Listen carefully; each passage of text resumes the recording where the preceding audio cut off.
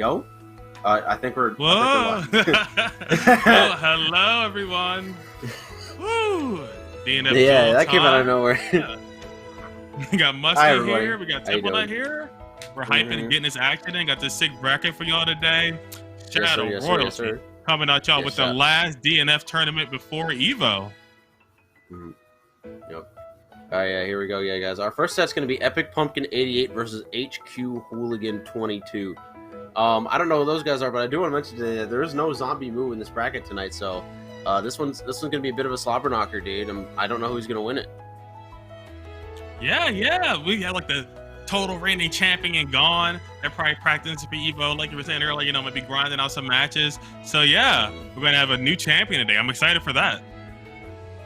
Yeah, man. I'm excited. We got Snacks up there as our first seed, and then we have the other big hitters like WonderfulDeluxe and a couple of new ones. Ooh, it looks like Nicky's in the bracket today. Double LL looks like he's here this time. We got Furious Pillow in here, another good person that comes out to my local a lot. Emperor Eevee, Deceptionz, a Ghostblade player we saw, I believe it was 2 weeks ago. ASAP Ricky, another really strong Dragon Knight. Yeah, we got a lot of really strong players coming in. Let's hope this first set is a good one to set the stage for the night, man.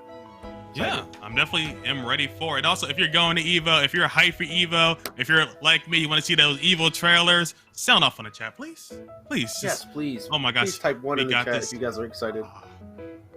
I hope they announce the DNF season passes. They finally announced the DNF season pass, bro. I need some DLC. Oh yeah, definitely. Content. Yeah, like I feel like that's like the one thing I've been wanting for a lot of these like Arxis games. Like I feel like they take too long to release that information. All right, we got the match. Get in the match.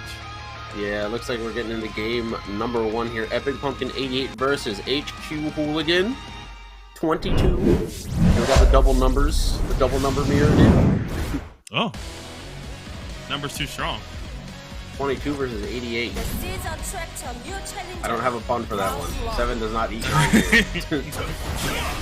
Okay, looks like it's rocking a Berserker versus Crusader here. Crusader's definitely going to struggle a little bit to get out of this pressure. Wow! That was so fast! You just instant overhand like that, Crusader, man. Big body.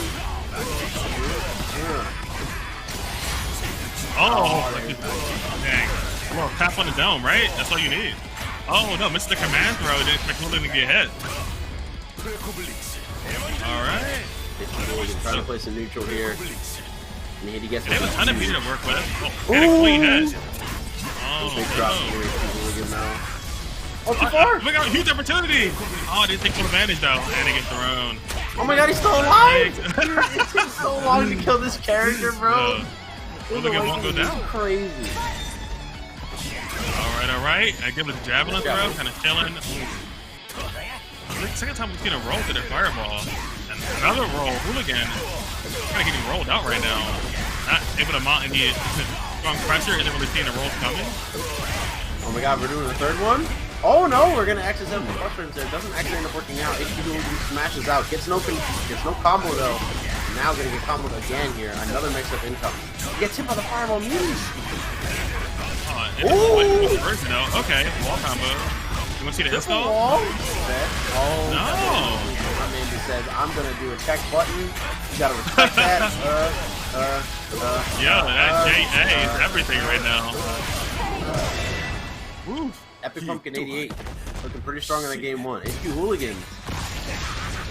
Not really having the damage there. He needs to start hitting these confirms a little bit more consistently, and I think he'll do much better, but...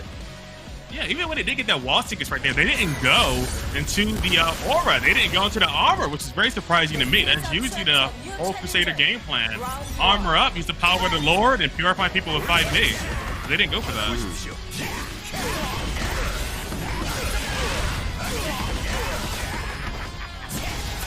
Ooh, the cross up looking nice. Gonna be the counter scenario as well. If you Hooligan, yeah, losing pretty much every situation here. Epic Pumpkin, man, just getting all that pressure started, and that 2S not gonna cut. What? Whoa, you're bugging. Risky. What are you doing? Stop. That was a crazy option to go for HQ Hooligan now, potentially on his last round here. Epic Pumpkin playing way too well right now. Yeah, Epic Pumpkin can get with these rolls. They're kind of scrolling in, avoiding whatever HQ Hooligan try to set up. And again, another roll. Doesn't look like HP Hooligan is finding that many options when we play the game with that Pumpkin here. Pumpkin just kind of running it right now, getting all this damage. Gonna lead into another setup here as well. Ooh, misses the instant overhead actually. Oh, nice counter. Big Brave. Oh, you could have maybe gotten something much bigger than that there. And now it's gonna cost you, as I think this combo is just gonna kill straight up.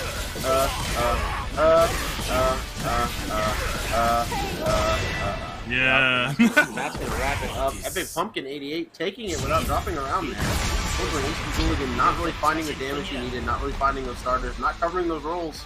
Epic Pumpkin just gonna take full advantage and take that set 2-0 pretty easily. Yeah, HQ Hooligan didn't really get anything started. They were getting rolled a lot, and they just couldn't like mount any offense. I'm surprised. They did have a few opportunities, but they could have used, you know, the install to power up. That's usually what you see a lot of Crusader players gonna aim for, is that like goal game plan. But they didn't really take those opportunities. They were kind of just fishing for a lot of hits with like the 5B or the 2B, sometimes even like other things, but not really getting anything started. It kind of ended up in the corner, got knocked down, and kind of got mauled a lot. Yeah, there really was just no.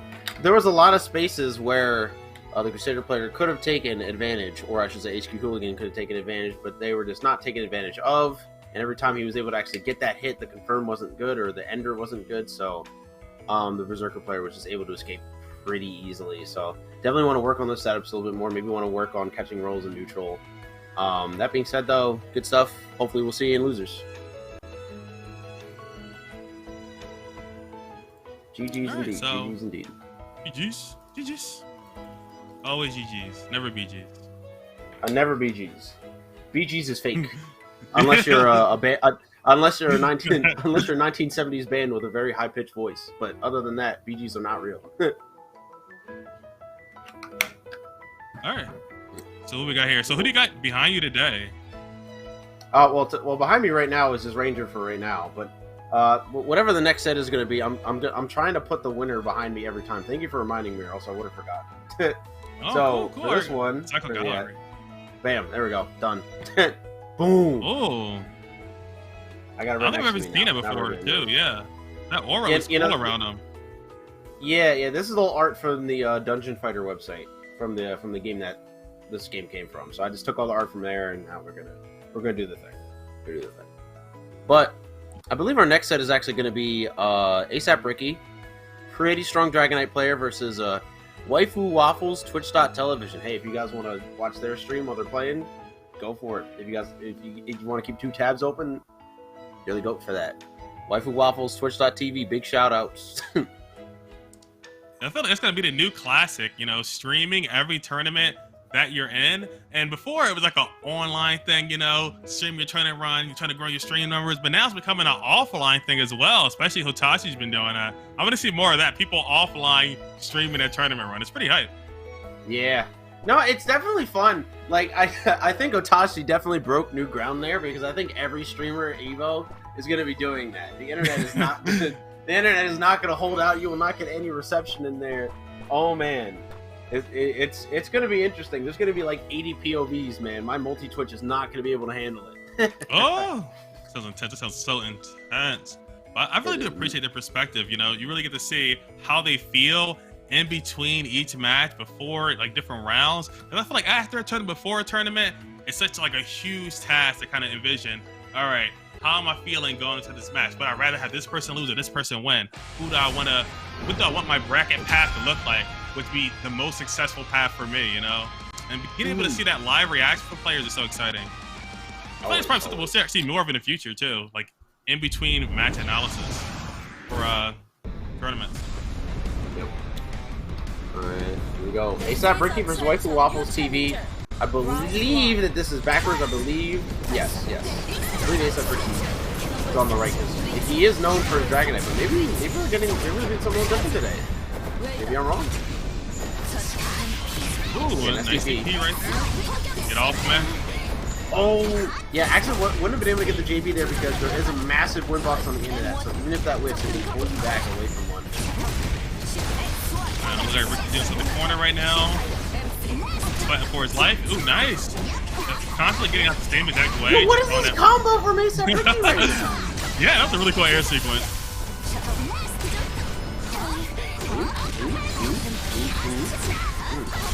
Oh, look at the extension. How much damage is he gonna do? All of it? Almost all of it. I believe you DP? follow this over DP. Yeah. Yep. Oh my Hey, god, this character! Oh, Unless you just take as much health as you have left. WaifuWaffles was playing pretty good neutral there for the most part. Held a pretty strong lead in the beginning, which we're not able to keep it consistent. Oh my god, you cannot jump over that. That is actually really good counterplay against Dragonite here by spending that meter, but spending that meter means that you're going to struggle on defense. Maybe you're forced to take some pressure without having the ability to guard cancel. Oh my god. Oh, the quarter combo here. Ooh. Save jump time. Oh, they get hit immediately. This is bad. Tag. Starter's not that great, but we are going to be put into Awakening here. Oh, here we go. Oh, the roll behind! Oh. Wow! And it's going to be round 1 for Ricky, match 1 for Ricky, round 2 for Ricky. All right. Ricky's kind of mauling right now. I think the air fireball are using that giant gauntlet. They'd be using that, dashing forward, flying, and converting off that consistently, and been kind of stealing Waffle's turn. Even though they're taking a lot of initial hits at the beginning of the rounds, once they get it once, they just stay in. And again, there we go. Gauntlet, and they're in. Solid sequence, yeah. They jump. Just gonna go for the block thing here. Yep, that one nice gets reversal. DP'd, okay. WaifuWaffles calling that out.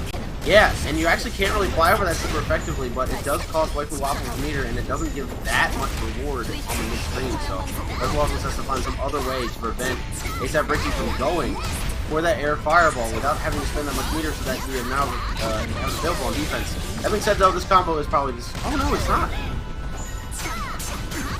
They were a little low on meter, so they're going to need one more situation. Ooh, nice. Again. WaifuWaffle. Big pressure. On a ton of Dragonite into Awakening here. Wow! And just gets meated by that one. Just isn't blocking there. Unfortunate for WaifuWaffles. He really needs to keep your eye on that.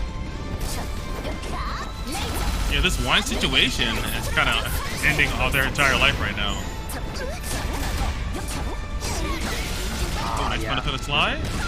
Kind of autopilot stack confirm ASAP Ricky. Punish on that. Oh, here we go. Good guard cancel. Ooh.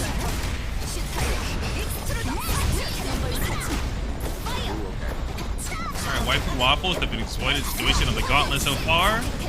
Yes. That win box. Gonna suck you win. Pretty Pretty difficult for They Dragonite. haven't been getting a lot of damage though. Like even though they're winning the scenario, the damage differential is not inside their favor. Yeah. Yeah, WaifuWaffles need to get a hit with ASAP Ricky a little bit closer to the corner to get a combo out. And yeah, just base the DP that time. Oh, no. WaifuWaffles is doing that a lot. This might be it. a wrap. Oh, no, big drop. Oh. Here we go.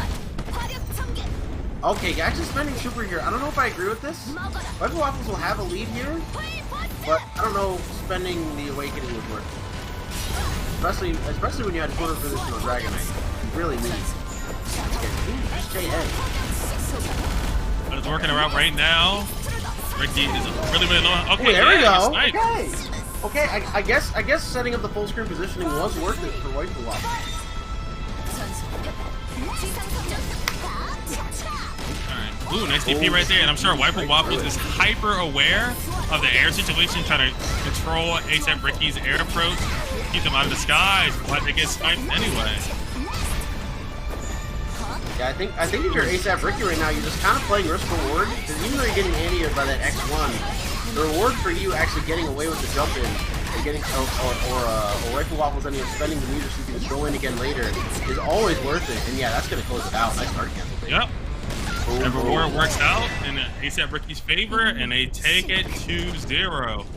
WaifuWaffles they get around in there, but we're not able to hold that lead. And that air situation was just so dominant, just so annoying, just so oppressing for WaifuWaffles that they kind of faltered in that situation every single time. And ASAP Ricky recognized the situation and kept forcing it. Definitely really difficult to try and play neutral with your launcher there. There were a couple things that I think that WaifuWaffles could have done was a little bit less committal. They were using JA a lot to try to stop grounded approaches, but if you commit to a full jump and then use JA, you might be able to stop the air dash in without being forced to spend meter on the X1.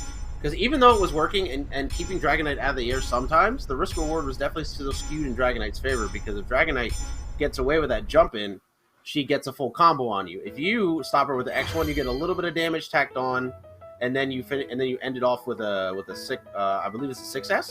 6S is the higher shot, which will leave a little bit of gray life, which will give them an opportunity to maybe get back in. And even then, you're doing such minimal damage to her at that point that they're gonna just still keep jumping, because if you run out of meter consistently anti-airing them, then they just get in for free and can go for air fireball and all those things without having to take that much risk. So even though it was doing a good job at anti-airing, I'm hoping that there's another way for Launcher or WaifuWaffles in specific to stop the Dragon Knight player from jumping, because it was a good play to keep her out of the air like that. But like I said, if she ever gets away with it one time, the risk reward is still skewed to Dragon Knight. So yeah, I wonder if there's another heavily skewed.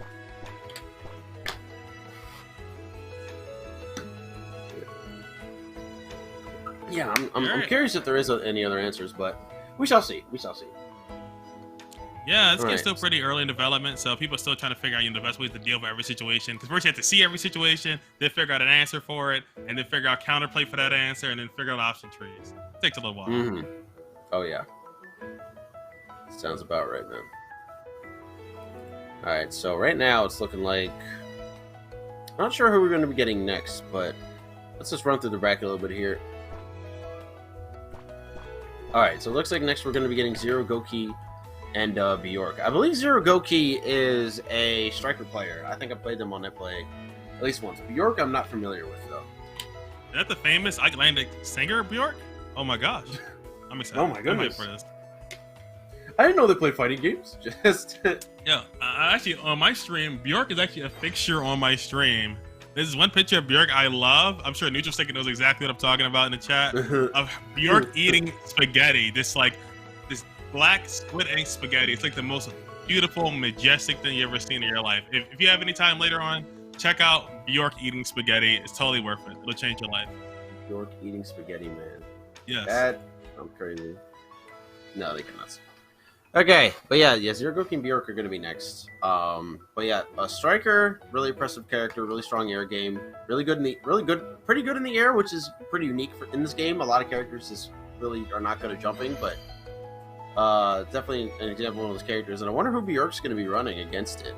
Maybe a troubleshooter, maybe a ranger. Actually, let's just go by the name. If you were about to fight a guy named Bjork, right?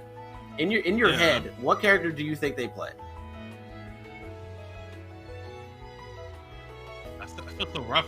Yeah, right. I feel like it had to be somebody like huge, right? So like some big, maybe Crusader.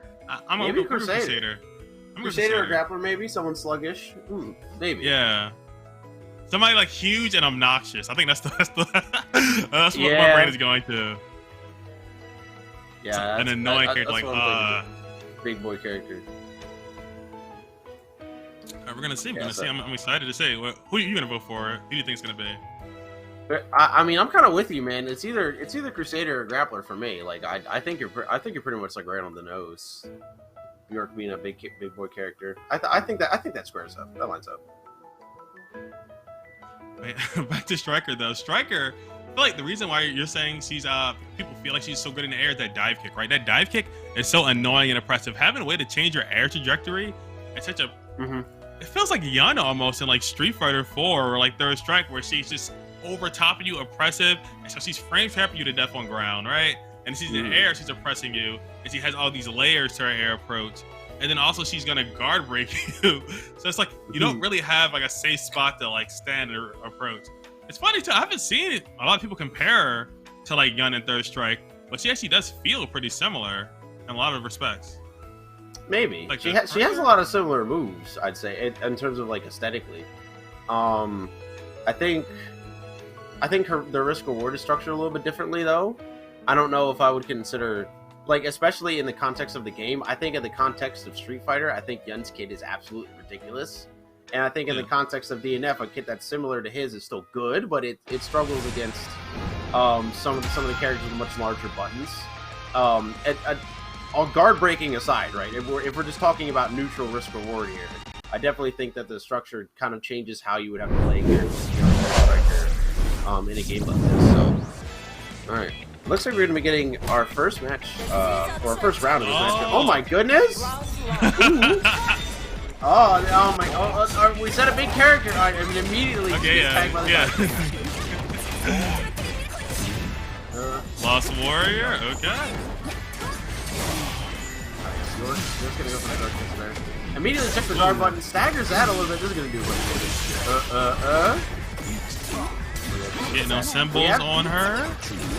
Now, for those who don't know, since a lot of people haven't really seen much of this character yet, Lost Warrior has this mechanic where he can time stop you when he gets 5 stacks of that little time that's on you. And he gets it by comboing you with certain special moves, and he's got 4, and this is 5 here. Sword, and oh my god, that was so much damage. Where did her health bar go? Ooh. Oh my god. Jeez. Good lord. Oh wow. A lot of people wrote the character off in the beginning, you know, just like always the gimmick, oh, he loses the guard button. Okay, well, he kind of lost the guard button there, but that's not my fault. That's not my fault. He's trying to check the neutral. Oh, he's trying to check the neutral. There you go. Oh, nice work out the legs. You missed the conversion though. Get it right back. Good job of walling in this corner. I think every hit they're going for is kind of working right now. Nice guard thrust away from Bjork. Oh, ZeroGoukiX needs to realize that you cannot jump in neutral against this character like that, or else we're just getting hit by the... Oh no! Oh! It's all gone! The big swing, and Bjork gonna take that first game. This is an educational experience for me because even though I commentate this game, this is the first competitive set I've seen of this character, period. So this is educational for everybody in the stream right now. Let's go. Yeah, this is definitely it for me. I don't have this character on Nox, so this is gonna be Knowledge Check City. I'm ready for it. Hey man, apparently the stream doesn't either. Question mark, question mark, question mark. That's my favorite character in DNF Duel, bro. Sword. Alright, we got 2 stacks on deck. Next hit will absolutely lose with a time stop and probably a kill. So much meter on the table for Bjork as well. Yeah, you have to start. Ooh. They're gonna lose all this white life though. Alright, taking it, block this diving. Oh, the guard thrust and the dark guy's faded. Nice, great. Oh, looks like they got more than enough meter to finish this. Maybe, yeah, it has 80 on the table, but actually doesn't go for it. Oh, you gotta be careful now. Oh, you jumped! What did you jump? Oh, no! The swords everywhere! Oh my god. It was like swords revealing light. My man Bjork has 3 modes. He has lunge forward, he has air swords, and he has that projectile. Oh yeah, and that's all he needs. That's all they need. That's all you need, bro. That's all you need right now, because ZeroGoukiX is not making the adjustments necessary to deal with this character. This might be new to him as well. Plus frames, though. Yeah, guard cancel. Yeah. Ooh. It is important to note that Lost Warrior's fast button is 10 frames, so he does suffer under pressure, and will fold the guard break setups. Oh my god. Just knock up. Oh my lord, Bjork, man, taking that emphatically. Solid 2-0. Yeah, no, look, the Lost Warrior holding up the light. The light will be your guide, showing everybody the light to the future. Is the future going to be a Lost Warrior? We're going to have to say.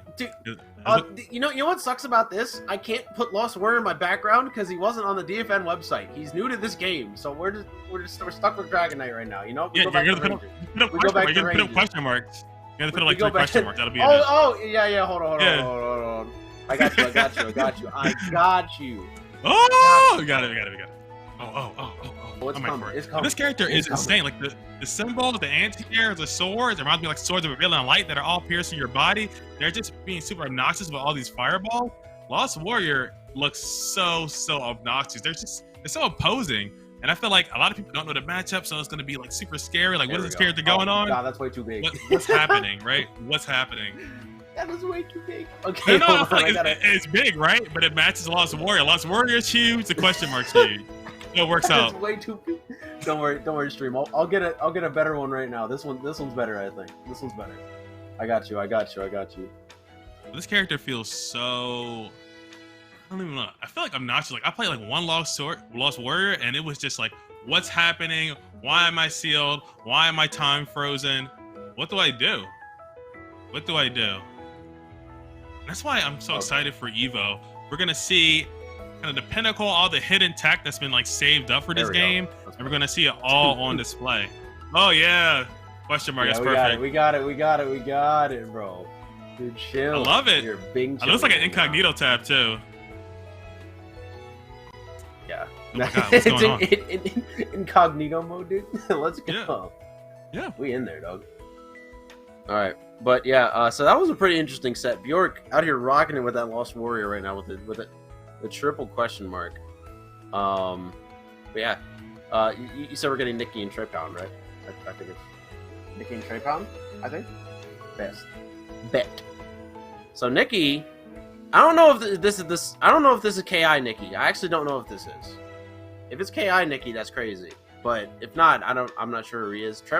Trey Pound is also new to me. I'm also not familiar with that. So this should be a pretty interesting set. I am excited to see who will come out on top. Want to know who our top 5 is? Who's our top 5? My top 5 is just play Swiftmaster unless you want to explode instantly. I feel like that's my top 5. Just Swiftmaster. That's my top 5.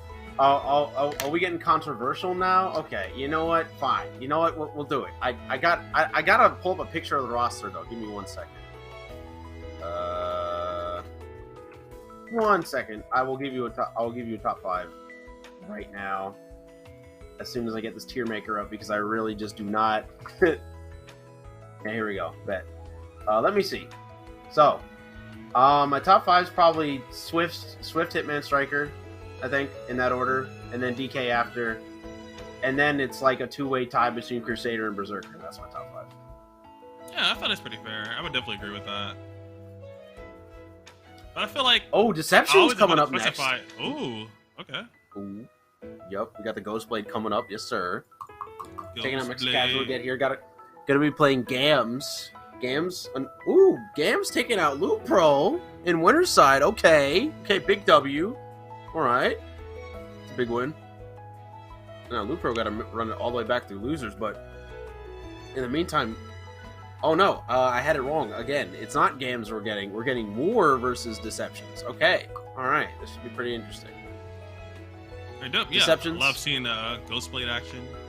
I love seeing these huge normals, big confirms. I want to see how people are adapting to the clone, like the big ghost blade is actually summoning out and swiping everyone and destroying the screen. Because like there are lots of situations where there are a bunch of huge gaps that people can check, and the Ghostblade player can kind of play around those and play some Risk of War and try to fish for counter scenarios. There's a lot of like give and take with that game plan. I want to see how people are exploring it. Yeah, Ghostblade's really interesting to me because, once again, as everybody has said, his defense is bad. He doesn't have that much health. He doesn't have a DP, right? But I think his neutral is really strong with conversion, accessible, as well as some of his other tools. He has really strong. He has pretty good buttons. He gets consistent pressure after throw.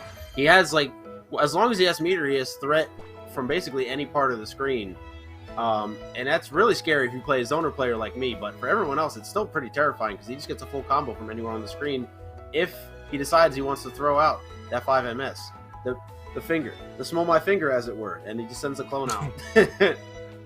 But yeah, it's a pretty dangerous game playing neutral with him sometimes. That being said, though, in a lot of matchups he does kind of struggle on defense. Oh no, it's not War. Okay, so we be going back and forth. We be going back and forth. All right, yeah.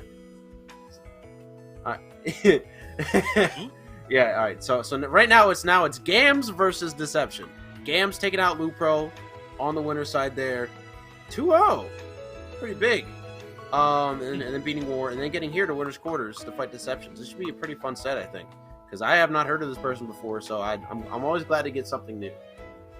Yeah, it's always exciting to see new players, new play styles, and also I'm surprised I haven't been seeing any more Hitman. I feel like the character is super oppressive, super obnoxious, and I would like to state that Hitman, whenever I talk about that character being strong, I like to emphasize that it's like Hitman in Awakening, which is like the real monster, right? Once he starts having follow-ups with reversals, all special attacks, that's when they're like, oh my god, what do I do? When is it my turn? Is he safe? Why is he doing so much pushback? Like, that's the character I'm like, oh my gosh. Now I gotta guess. According to the chat, it looks like Gams is a Dragon Knight player. Also, shout out to everybody in the chat who's coming through to support their boy. You love to see that. So it's going to be Dragon Knight versus Ghostblade, and this is definitely a pretty problematic matchup for Ghostblade in neutral because the amount of because of how often Dragonite is in the air, the threat of the 5MS that I was literally just talking about is not there in as much full force as it could be. Ghost plays anti-air options since he doesn't have that invincible reversal. He does have some big buttons that hit pretty high, but you have to be really precise. I think anti-airing is going to be a little difficult for Deceptionz here. It's really a matter if Deceptionz can get that first hit and run that pressure without losing an interaction. So we'll see if he's able to do that. This should be a pretty interesting matchup nonetheless, though. Yes, and also, Ghost Blade damage is not the highest for a lot of situations. They kind of need a lot of big hits, but that really big can turn, that really big meaty confirm. So yeah, Dragonite though, I feel like Dragonite is probably going to keep inching up higher and higher in people's perspective as like a really strong character because her damage is just so hot. Alright, here we go. Gams versus Deceptionz. Game number 1. Alright, what players chilling out? Air player come out to play. Oh, nice just actually Gatling, using the Dragon there to actually just Gatling into some more pressure. That was really smart from Deceptionz. Unfortunately, though, did not get the confirm that he needed, so now is stuck on the defensive end and just is reacting so effectively to that Dragon summon. Not letting Gams get away with anything. Alright, got a good Oki. They were actually missing that last center when we saw, but that's been looking pretty clean for the confirmed right now. There we go. Nice little knockdown here. Ooh, and the double overhead. Oh no, the big swing combo. Nice gets the reset anyway. Does not matter. Deceptionz playing, dropping a little bit of combos in here, but overall still pretty on point for Deceptionz. Oh yeah. Okay. I was really just talking about how he might struggle to any of this character, but that is a pretty low to middle option to throw out to try and stop. Starting to go in the air like that. Nice throw. Get DP though. Anti-air with the 5A. Looking so clean right now. Ooh. One more situation to take this. Oh my god, look at this pressure, man. Deceptionz not letting any gaps in for Gams to escape from. Really strong mix-ups, really strong throw game right now, establishing everything early on so that Gams is unable to find an answer on defense. Yeah, and like the layer mix, they had a few layer mix where they're going for throws, they're going for lows, they're going for the overheads with the conversion. They keep mixing up their options when it goes out. Just instead of just applying pressure, just keep you guessing as well. Huge damage going out for Gams right now, though. We're going to get another full loop going. This is a solid 50% against Deceptionz here. Oh, actually, no cross-up, actually putting himself in the corner. Wow, okay, that is one way to enter the match out. He's DPing. Yeah, we're actually seeing that twice from Gams when they're DPing, when they're immediately at the disadvantage state, and they're working on the perfect right now, so it's definitely working out. Ooh, Deceptionz answering back though, pushing towards the corner as much as possible before going for the ghost. He's got some funky mix-ups, now it's time to see him. Well, unfortunate drop there for Deceptionz, but he's got the pressure going right now. Baits out the guard cancel. This is absolutely going to lead to a kill here. All we have to do, go for the awakening. But we're just going to go for the combo anyway, because Deceptionz won't practice some jumps, apparently. They don't need it. They said they don't need it. And taking the easy way out. They're practicing these roots all day. They want to show them off. Ooh, nice DP from Gams. That was a teleportation. Gams, once again, another good DP, catching these jumps from Deceptionz pretty consistently. Ooh, sick anti-air with the 5A. I think that was a little bit of a mistake from Deceptionz there, though. Gets the throw, gives him some time to get some of that meter back. Oh my god, I like the way he's stringing that. Leaving a massive delay to catch, maybe catch DP, and so that he's safe from roll. Alright. Oh no, it's like kind of back up. Okay, yeah, again, that JA conversion, like, it's so smooth, like so smooth. Gams is getting kind of desperate for that hit here, and it's definitely costing him. And one more situation for the game. They're trying to bait out the guard thrust, none is coming. Gams is holding out, blocking, waiting for their turn. There we go. Nice guard cancel right there from Deceptionz. Uh-oh, that is going to be a wrap. Oh no! Oh no, the conversion. Dragon on there. Nice poke out. DP from Gams. Another one. That's the fourth one we've seen. Oh my god. All right, down to the wire now. What are we looking for? Oh, they opened up with a roll. No conversion though. Conversion again. No combo from Gams. Anti-air. Oh, and Deceptionz takes it. With the sick anti-air Ghostblade. What are you doing? The skies are mine. Stay out of the air. Deceptionz consistently anti-airing right there. With the JA, with different ghost attacks, sometimes with 5A. They did not let Gam stay in the sky. Totally destroyed every single situation where they're trying to fly around and float. Instead of game priority, Deceptionz wasn't having it. My apologies, guys. I completely forgot to get Ghostblade. Here we go. Here he comes. I gotta download him.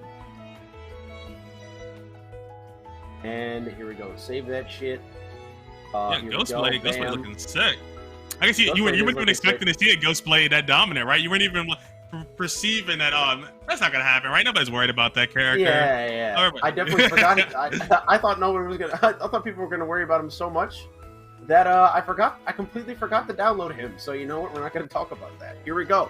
Ghostblade though, taking that one. Good stuff to Deceptionz. That was a pretty close set throughout the whole way, but unfortunately, like honestly, every round was pretty close. Unfortunately, Gams was just unable to edge it out at the very end there. There was like one conversion, especially in that final round that he lost, that it was just, oh, this is the time. This is when he gets that W, and it just did not pan out. So hopefully maybe cleaning up those conversions a little bit more for the next time we see him. But there is still losers bracket. He is still one away from top 8, just on loser side. Deceptionz, though, going to be our first top 8 winners finalist here. So good stuff to him. I like the Ghostblade picture you got behind you. Look super young, too. Yeah, It's like he looks kind of older. I mean, he looks dead in the game. I don't know what happened. Yeah, right. He's not cool. Maybe just had to moisturize it or something.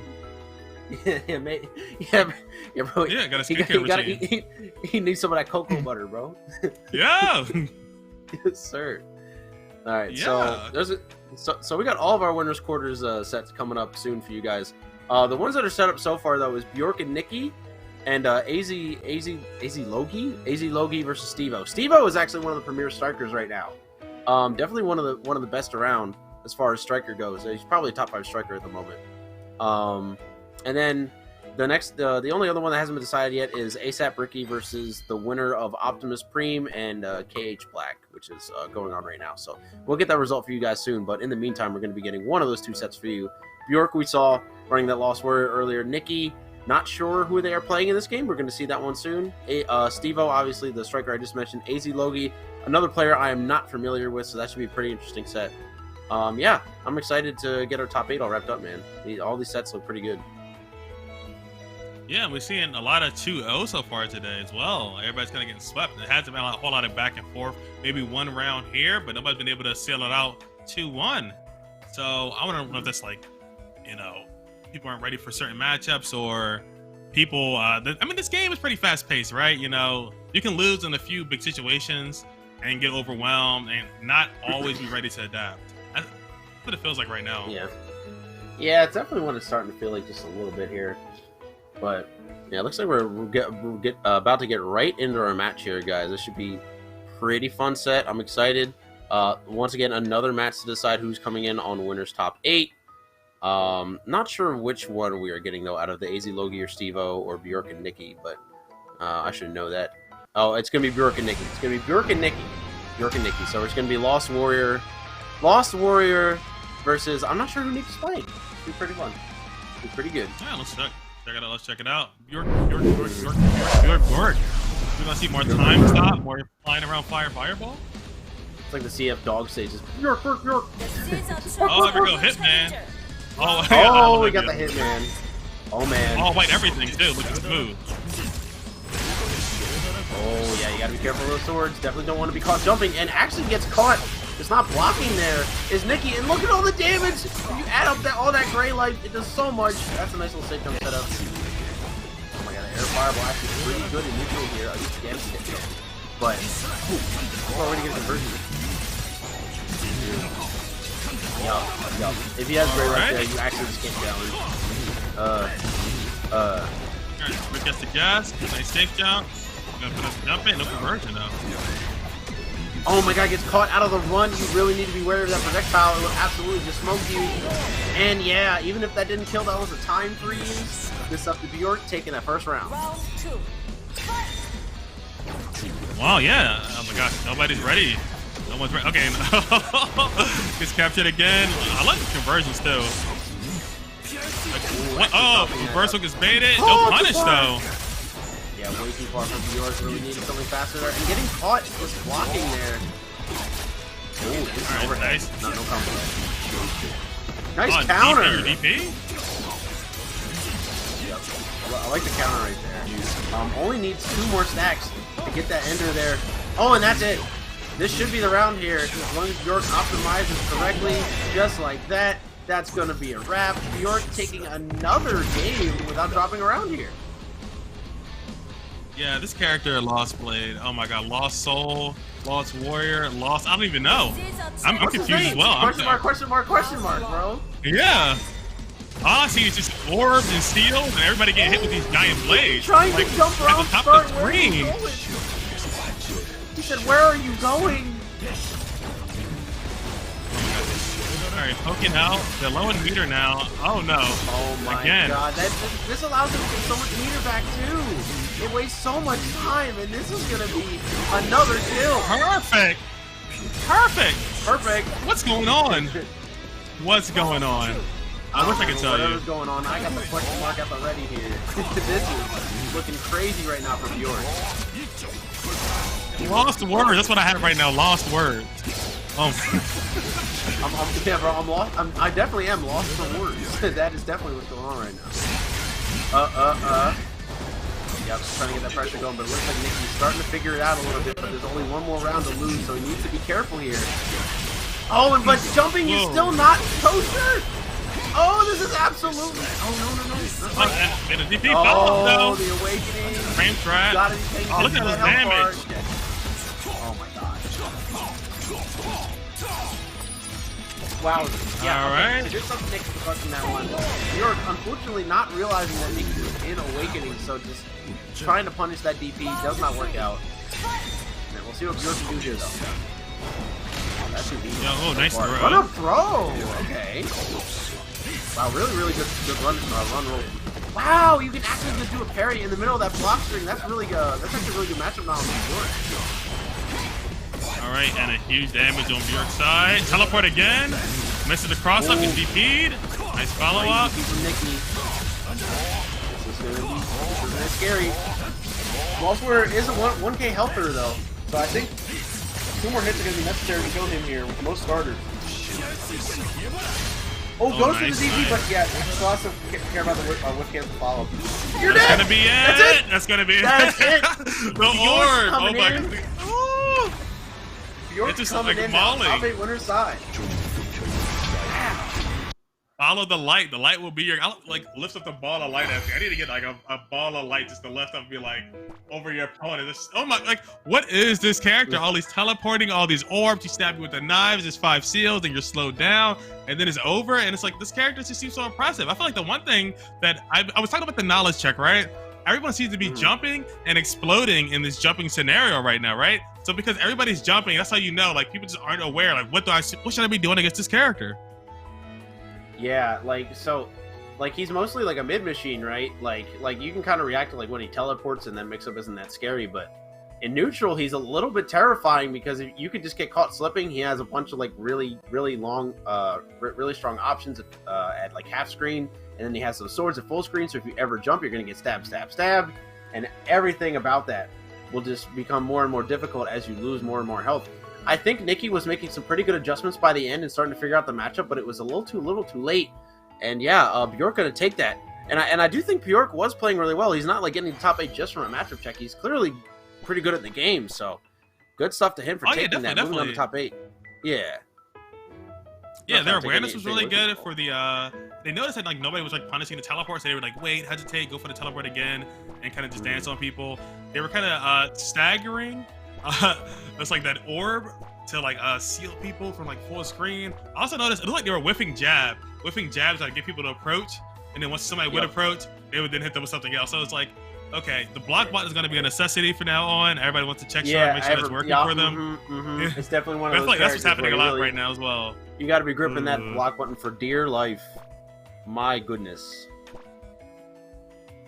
Yeah, that's the one thing I do love to see of this game. The anti-air getting the full conversion of the situation, because the jumps are just so floaty. And a lot of characters don't have an ideal way to change their air trajectory. Maybe like a slow moving kind of falling, there's a trajectory altering move, but not something like super fast like Striker's DP. And Lost, oh my god, Lost Warrior Bjork is looking so smooth right now, just anti-airing, kind of destroying people for jumping. Not just punishing them, but making them explode for jumping every single time. Yeah, literally every time you jump, he gets those stacks on you, and then you're either one hit away from dying or you're time frozen and you just are dead. and that's kind of how the character works, man. He gets that one hit on you, and then he just runs that train. He's a very terrifying character to get hit by because of all that damage he does off of just one interaction. Definitely one of those things where you can just completely lose your life off of a small mistake. But once again, though, good stuff to Bjork. I believe next is actually going to be Logie and Stevo. Pretty excited for this one. And it still could be the Isolated Center. Oh yeah, you're saying about talking about Stevo. No. You go. I just want to talk about my love for Bjork. I'm taking a break from DNF. I'm not worried about DNF. I was going to talk about my love for Bjork, the Isolated Singer, and the love for this. Oh my gosh, actually, there's this one Bjork dress that Lost Warrior reminds me of. You know how he had like that sash around his body? Bjork actually wore something like that before. That's what I'm thinking. Is that a reference to that? Where she has like this swan around her body. I think she wore it at the Met Gala. So I think that might be the subtle reference. I might be pushing too far, but that could be the reference. Might be pushing a little too far, bro. That might all be in your head, but either way. So yeah, Stevo, as I was talking about earlier, one of the premier strikers in the game right now. I'm going to be going up against AZLogie. Not sure who they are. This should be. I'm interested to find out though. Very, very interested to find out. Ranking number 1.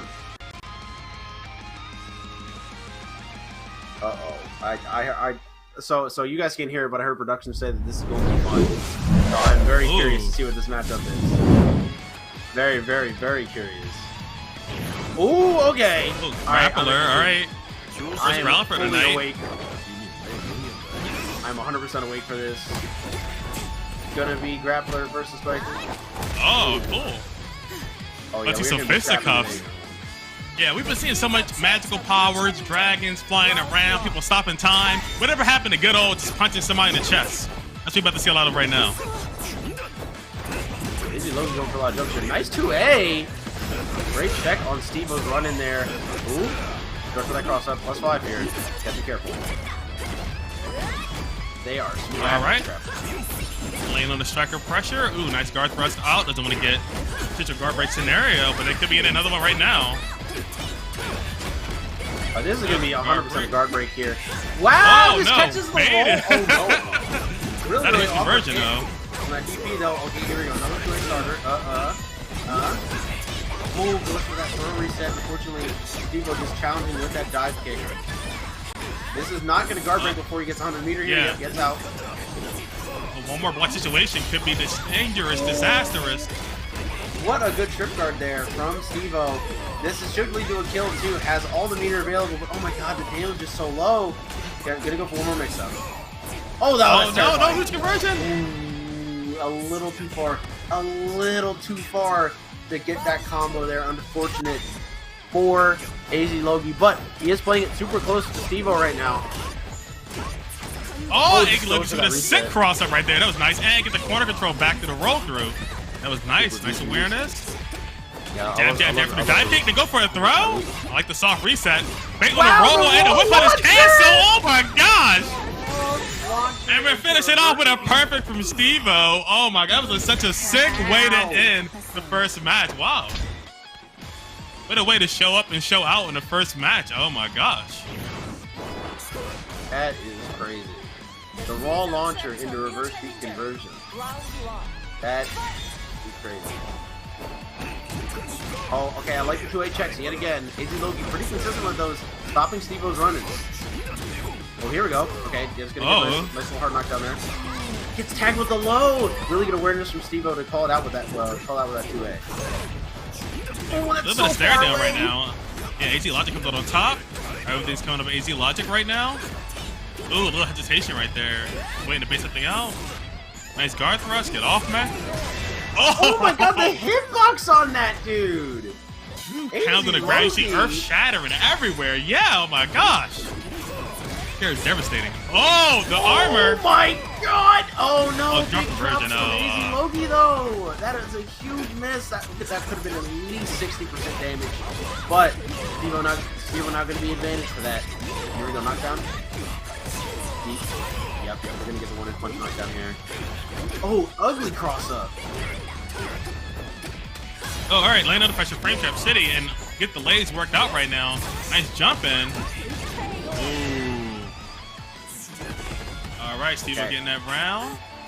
Stevo looking pretty good right now. That was a really unfortunate drop in the beginning there for AZLogie. And yeah, immediately Stevo gonna run up with that 5-frame button and just check AZLogie immediately for trying to push the score. AZLogie. Oh man, they're not blocking their dome right now. They're kind of getting lit up with the loads, with the overheads, kind of force their way out. And to get countered the for raw it. Launcher again, man. Stevo is crazy with those. Reset. Oh, gotta watch out for those. Oh my goodness. Oh. This is 100%. Oh no! One more hit. Oh, but the legs! Oh, and Stevo with the perfect to end the set, man. Wow. Wow. Under pressure right now. Under pressure. Constant pressure. Stevo, round start, running it with the 2A. Just constantly pressing dive kick and then jabbing them up. It's like every situation they went for, it all worked out. Like every offensive situation they had, they took full advantage of it, and it just couldn't be stopped.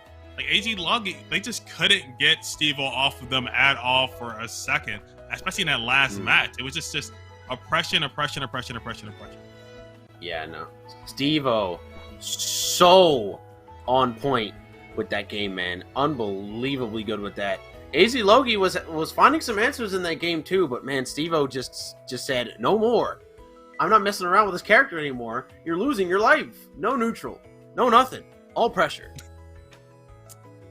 All pressure all day. Especially if Striker is like the ideal character for that. I feel like when you have a player who likes this style of pressure where they like frame traps and built-in like resetting pressure and really high priority moves like her dive kick, and you also have a character like Striker who excels at breaking people's guard, you have like the mental layer of you excelling at this, and then the character driving towards this is like a really great game cam. When you put those two things together, it's just like, how do I get out? How do I make sure I get a situation where I don't block? And then Stevo took full advantage of that. Because when you don't want to block, you want to get out and you want to try to fight a scenario. That's where you get opened up even more. And yeah, good job for Stevo. Good job for that Striker playstyle. We're going to be seeing a ton more of that inside this tournament because they won the match and also at Evo. I'm just, oh my gosh, Striker, you just can't block. And when you do block, you're wrong. It's like, damn if you do, damn if you don't. So we will be seeing Stevo later against Bjork in winter semis, but for right now we are going to be getting KH Black versus ASAP Ricky. ASAP Ricky going to be running that Dragon Knight KH Black. I'm not familiar with that with the characters that they run, but I'm curious to see. It looks like we're going to be getting a Crusader. Okay. Crusader versus Dragon Knight. This matchup is a little weird because I think Crusader does like fine and neutral against this character. The problem comes during the pressure scenario because it is very, very easy for Dragon Knight to instant overhead this character. So the mix-up game is super strong, and it kind of negates the amount of health that Crusader has because it being that easy to open him up for Dragon Knight definitely makes it a little bit less relevant how much HP he has. It's just going to be getting opened up more often in situations like this. Yeah, and Dragon has phenomenal damage. I feel like in neutral though, Crusader has a giant wall to kind of shut down ASAP Ricky from trying to fly away and try to hold that air positioning. But right now, it's not coming into factor. We're kind of just seeing Crusader health bar whittled down and down more and more. Oh, got the pressure coming in from ASAP Ricky, and yeah, KH Black was a little bit worried about the instant overhead to finish off there, so ASAP Ricky just going for that 2A and finishing it off.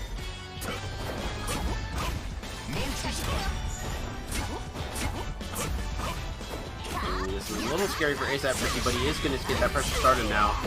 Ooh, wow! Dragon gets swiped though. Nah, good for KH Black right now. Oh, he my went goodness! Completely.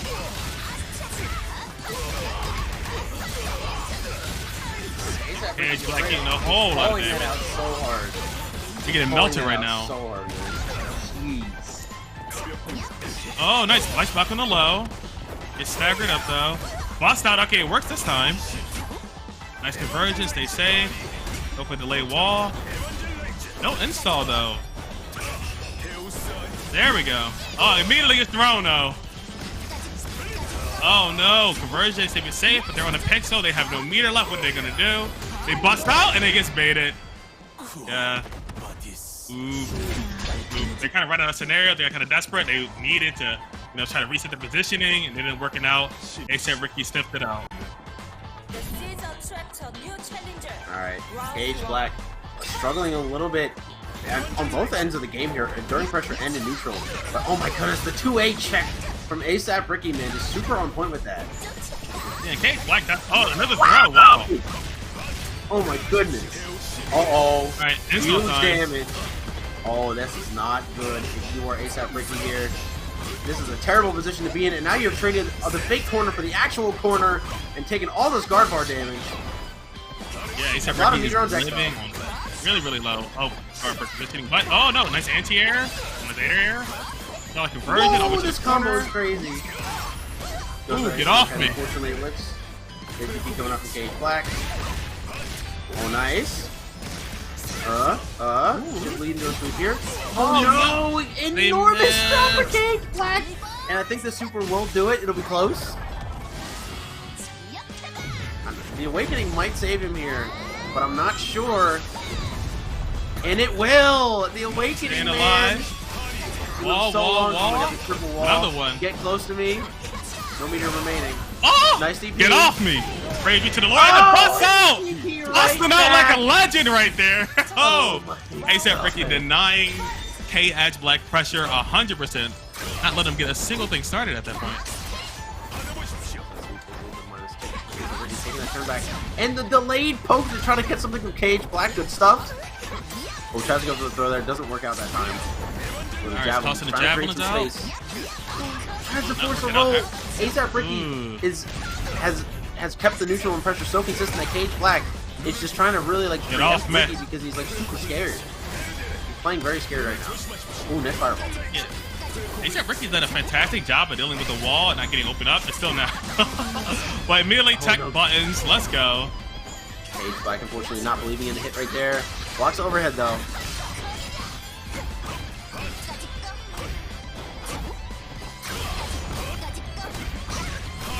Ooh, nice. Ooh, here we go. Sweep. No, actually, just gonna go for reset there. Throw. Tries to go for a throw, but man, ASAP Ricky is just not having any of it, man. Yeah, Cage Black, they tried to throw before, and I think they just don't have the respect from ASAP Ricky for them to like just chill out and block. So the throws have not been working out at all. Oh, whip on this. Oh my gosh. I've never seen that whip in my entire life. What? Yeah, they did it a little too early, and yeah, Cage Black is gonna get this round. Nice. That's so unfortunate. That's so unfortunate. That is, I have literally never seen that super whiff in that situation in my entire life. The gods are shining down upon the Crusader right now. Cage Black getting lucky by the grace of the Lord. Literally has the power of God and anime on the dragon. Side right now. A nice DP from ASAP Ricky. Ooh. Solid damage right now. Go for the install. No, it's go for a safe jump. Frame trap. Oh, I think at this range he can actually just keep mashing 2A. He's definitely in a plus on block situation here. Oh, the DP was a little late though, and this is going to be huge damage. Yeah, here comes loop number 1. Loop number 2. Another one. Resets in the dragon here. Oh no, DP gets baited. Oh man. God was not on the side for that round. He said, I'll give you 1 round. And if you don't do nothing with that, I'm leaving you. That is crazy. ASAP Ricky taking that 2-0. Wow. Yeah, ASAP Ricky was looking super impressive. Yeah. Oof. I feel like ASAP Ricky really succeeded with the mashing too. They just were mashing really well with 2A to avoid a lot of scenarios where KH Black was running up to throw. They tried to run up and throw and try to deny, that ground spacing or that mid-screen spacing, but ASAP Ricky kind of wanted every single scenario. And for the most part, even when they did get hit with the wall, it wasn't always a big conversion with the wall. It might be just like a little hit here and there, and it wasn't leading up to anything huge. They did try to go for the install one time, but they immediately got thrown out of it. So I think that kind of kept them at bay, and they were poking with a lot of like 5A pressure, AA when they had them against the wall, but it wasn't really leading to any huge momentum shift. Yeah, no, I like overall the pace of the set was definitely still favored towards one second. Hold on. Like the pace of the set was definitely still in the favor of ASAP Ricky pretty much the entire time. KH Black was making some plays by the end. That third round was really lucky for him. Really lucky for him that ASAP Ricky dropped that combo. And he was still playing pretty good in that final round, but it was just, unfortunately, just not enough. And ASAP Ricky was just super on point with his pressure, catching mashes, as well as some of the other stuff that he was doing. So once again, great stuff to ASAP Ricky. KH Black going to go down to losers. Definitely still possible for him to make this top 8. He was playing pretty well. We'll see if he's able to make it happen from loser side. We shall see. We shall see. Yeah, so even without zombie move, we still got a whole lot of Dragonite and a bracket. Yeah. You know? Yeah, all over the place, man. Character's super good right now. I definitely think that my opinion of her might rise. I think she might be better than Striker, dude. I'm starting to think she's better than Striker. I feel like she has like really strong. The angle of her DP is really good. Her fireball is really good. She's just extremely versatile. Absolutely. Okay. We're going to be getting KH Black on stream again. And he's... Oh, no, we're not, actually. I'm getting mixed. It is AZLogie versus CWheezy, and it's going to be a grappler mirror. Oh, my God, we were just in there already. In there like swimwear. No. In the middle, get started. Nice parry. I'm going for the same ZeroGoukiX. Ooh, nice throw.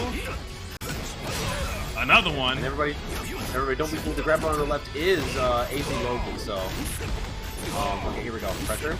Big damage. Look at this combo. Where was this? Oh my goodness. Look at this damage.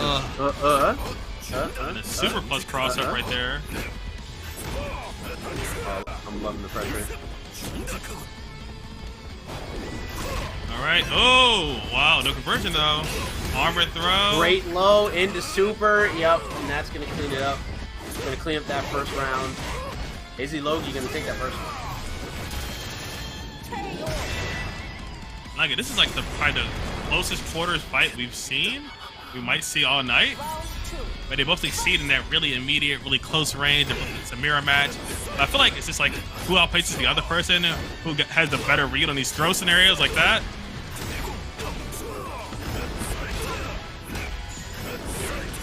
All right, here we go. Big plus range here. Just gonna go for the throw here. CWheezy getting this started here. Here we go. Oh, just the grounded command throw, man. Perfect KO. Perfect KO. Oh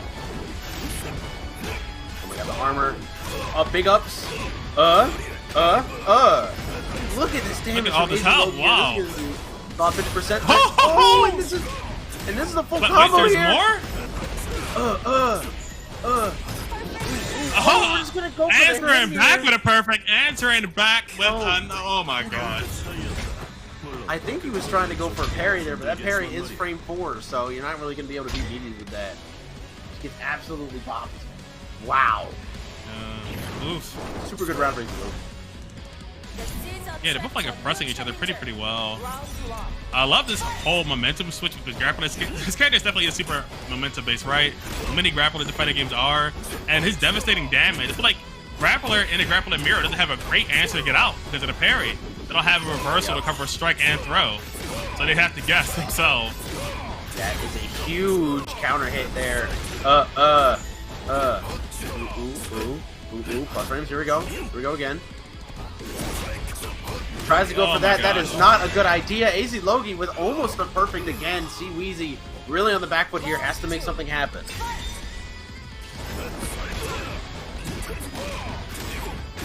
Right? Yeah, kind of just dive kicking constantly. He's plus frames all day, and CWheezy's opened up right there. Oh my goodness, and that is a perfect for AZLogie, man, getting every single mix that he could. That was so close to a double perfect from him. Wow.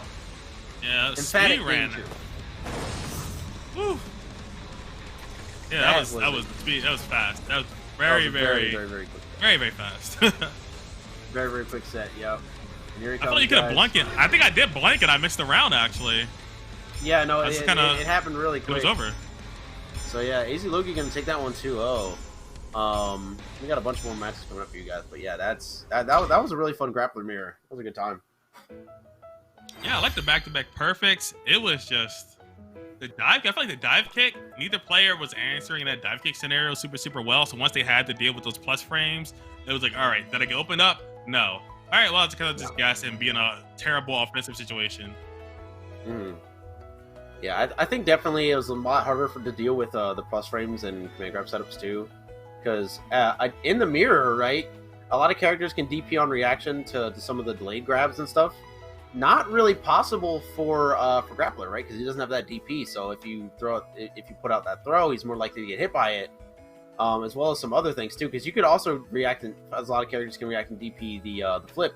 But if you time it wrong as grappler, or they end up on the other side, you're not going to get the parry. So definitely really scary to deal with. So yeah, unfortunately for CWheezy, he is going to be out at 9th place. Really good showing though. Had a pretty decent losers run and winners run, so good stuff to him for getting 9th. We got a couple of other matches coming up for you guys. Not sure if they are ready yet though.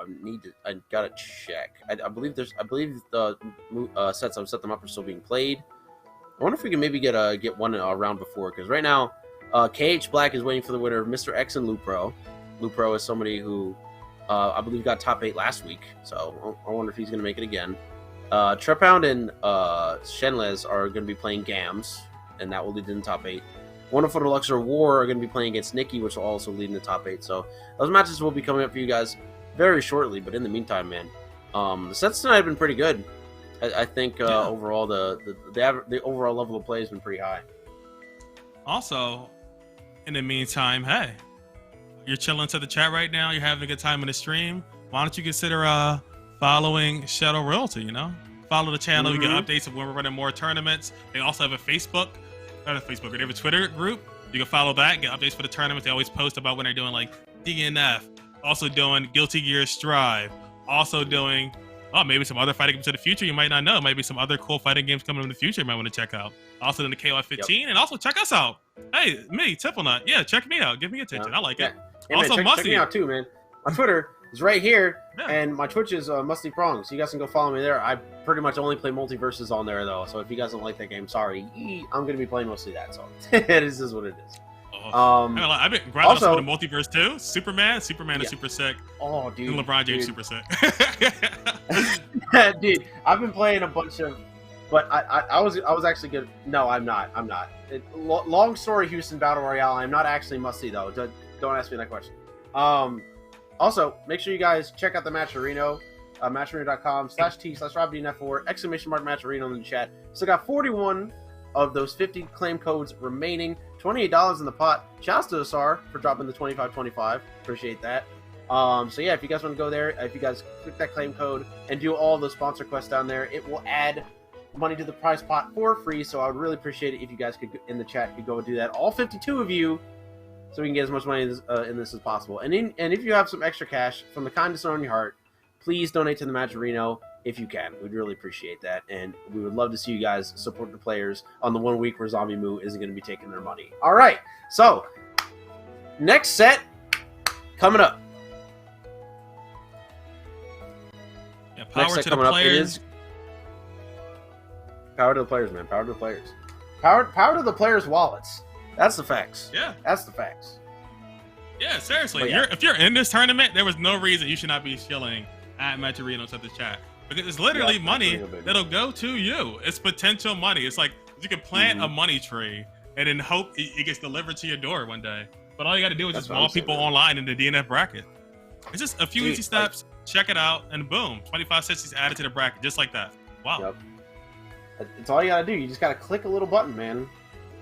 That's our society, man. All you gotta do is click buttons, and then you're just out here. You're doing it, man. You're doing it. So make sure you guys go to that Matcherino, click those buttons, and help us out.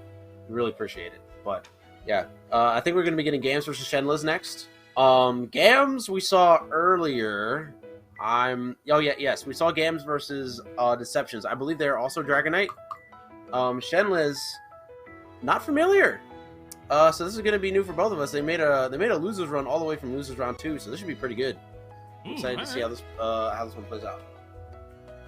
I love that narrative, like the lose early and then you get that long, arduous, frustrating, but like just so hungry losers run because you want to get back into the matches. You want to get as far as you can into the bracket. And you're just like pushing through constantly, pushing through, like the train that could right there.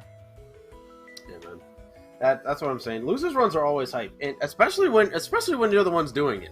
I love making losers runs in actual brackets because like you'll lose like winners round 1 and you're like, I wasn't warmed up. It's fine. We're playing, and then you just keep playing, and you're still so mad about that set that it carries you all the way to top 8, and you're like, woo! Yeah, you just keep going. Oof. I'm like, yeah, bro, you just keep going. You got to keep up with the momentum, and then there's like a gap between one of your top 8 sets, and it's like, oh no, I'm starting to lose it. The adrenaline, it's gone. Where is it? I need a Monster Energy. Yeah, right. Not sponsored. That's gonna be in the future too. Yeah, I feel like for every sponsored event, they usually do have a cooler though. It's usually like some kind of energy drink that people are chugging all throughout the things. Yeah, always constant. It's usually like coolers everywhere too. I love it. Yeah, I love it's true. It. Actually, it's true. Yeah. Actually, for the EVO, I know EVO has a new sponsorship too. They have a new beverage coming in. I think it's called. It's the same one Justin Wong is shilling. I'm not sure. Is it okay if we talk about that race? That's probably fine. Yeah. I mean, it's not like we're not claiming to sponsor it, and this isn't like a sponsor. Like what's the product, man? All right. Oh, it's like it's the new Bud Light. It's a new Bud Light next. They have this new. I don't even know. Is it energy drink or beer or whatever? All right. All right. Well, yeah, what else we got? What else we got coming up too? We were actually talking about multiverse, right? Yeah. Instead of seeing right now, we got multiverse at Evo. That's gonna be sick. We got Superman coming. I saw this one tech. It's like Velma, right? Velma and Jake. They not Velma to these huge words, right? She can shoot out these huge words, and it'll bounce off of Jake's body when he turns for his down B, whatever he turns to a house. It'll make all these like huge like letters and words pop up, and they'll constantly be on the screen. And basically, you can't approach them. You can't get near them. Oh yeah. You know, Velma does a really good job of screen control. She kind of makes the screen like really chaotic in general. It's kind of like that's kind of her whole thing. While she's and then all the while she's buffing herself and her teammates. So definitely. But it's something particular with Jake though. It's like with Jake specifically. Yeah, the words bounce off of Jake's body when it's on like the jelly like house mode, or like it turns into like a boat, and then it'll be constantly spam. Yeah, it'll constantly spam them out, and they'll be huge. And I saw that on Twitter. I was like, how do I do that? I need to find like a Jake partner or a Velma partner. I'll just run that on ranked all day. Hey man, that sounds crazy, bro. That sounds like fun. I'm not gonna lie. Yeah, it was just like super cheap and super obnoxious. I was like, is anybody else doing this? Is this bad? Like, I need to run this. I've seen a few other things too. I feel like some Iron Giant mirrors. What else? The Superman mirrors. I was actually running this in somebody in my chat yesterday, Suboptimal, where I was doing like the Superman multi-punch, and they were doing the ice breath. And I feel like the, I don't know what they're called. It's other game at the installs or like the timers, or like a task can turn you to like a turkey, or Superman can freeze you. I'm not sure what the terminology for those is, but a lot of the characters that have those seem pretty strong. But they literally use it once and then they stack, and the next thing you know, they're like cursed, so they're just menacing. Yeah. I'm pretty sure. I think the term for them are debuffs. They're definitely like the most important part of the game. There are actually some perks that can actually enhance debuffs in general. So definitely a major part of the game. Kind of reminds me of Persona, but it's not nearly as egregious. Some of the Persona status effects were really mean. Like, we're gonna reverse your controls. Oh, now we're gonna make it so you can't jump. Oh, now you can't DP. Oh, now you just can't attack. You can only block. Maybe now you can't block. Like, the status effects in that game were evil. I think like the mute one was like mute, so now like you can't use your persona, or the charm one would like take your meter. And now it's like the regular one, like just poison, where you just lose health. So it's like, oh my gosh, these are all super cool. That's why I love Biken and Plus R. She was the only character that had them, so she could like make you not be able to jump, make every hit counter hit, make the next hit unblockable. Not be able to burst. Oh my god, like, dude! Look. I despise that character in Plus R, dude. Oh my god. Imagine playing a character where you literally never have to block in your life. That is just not nice. I love that. I love it so man. much. What do you mean? It's hilarious. Like, she has it in her blocking. Her blocking is a stance. What other character has a block for a stance. That is such a cool feature. They should add that to every single fighting game. That's what I'm just like trying to like do like a block string, and then I just lose my ability to burst, and I'm like, okay, what do I do? It's not fair, GGs. man. I just want to pressure you like a normal character. I can't wild throw you literally 8 times. It's not possible. You're gonna jump eventually. Alright, here we go though. Gams versus Shenles. Gams running that Dragon Knight. Shenles running that Crusader. Ooh, okay, tackle.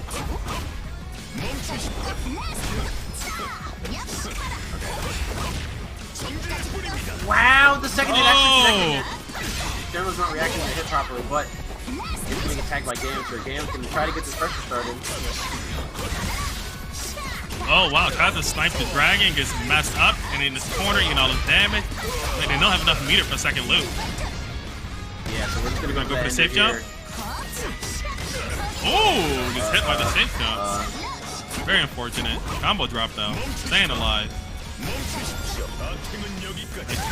Recrow. Oh, we just gets away with the whole activation. Honestly, if I was Shenles here, I would just keep hitting his block. Because you're just gonna get guard break here, yeah! Yeah! Oh my goodness. Great guard break there from Shenles. Good conversion, getting that combo, finishing off Gams' first round there. Now it's up to Gams. Oh, Gams outside the sky. Oh, they're getting purified right now. Gams, I think. This is one of like the few matches where Dragon Knight has to be kind of scared to jump in. Because of wall, right? Like, you're not really gonna be able to get away with jumping in, like activating air dash as much as you can, because wall will hit you all the way up there. So it's up to Gams to like adjust their playstyle to make that aerial approach happen. Yeah, or just try to use a lot of ground control, which they're doing right now. Keep it simple. Have to beware. Crusader DP though. Ooh, Nice. Reaction to the DP there. Really good reaction to the red blaster. This is gonna guard break. Oh, had the DP! Gams could have just guard broken right there and won the round. Unfortunately, it was not meant to beat Shenles. Getting away with murder a little bit there. Yeah, they ran up from full screen right there and then still got tagged by the wall. Praise be. I love when he's like that pose, right? It's just the hand of God, the Buddha palm right there. So majestic. He's putting the hand up, bro. He's like, stop, in the name of the Lord. You're violating the law. Alright. Shenles with a pretty good start here. Gams unfortunately having a really huge whiff! Oh goodness gracious. Definitely the wrong special move there. Great DP punish though. Getting about almost 50% for doubles. Shenles backdashing away. Get away from me. Alright, nice wall. Stay away from me, unholy woman. Okay, here we go. Oh, he's tagged. Nice DP. Oh my god, Gams is really struggling to make that grounded approach work. He knows that he can't really get into jumping as much as he normally does, so he's really trying to make that grounded approach work, but he is not being as patient as he could be at. Yeah, Shenles done a great job attacking the dragon and starting their turn. Looks like they're not going for the install right now, just going for some simple pressure. I think they're focusing on seeing most of their game plan around a wall. I think they realize that Gams is getting tagged by the wall a lot, so they're just going to keep it in just enough meter to keep the wall going. This is going to be a lot of damage.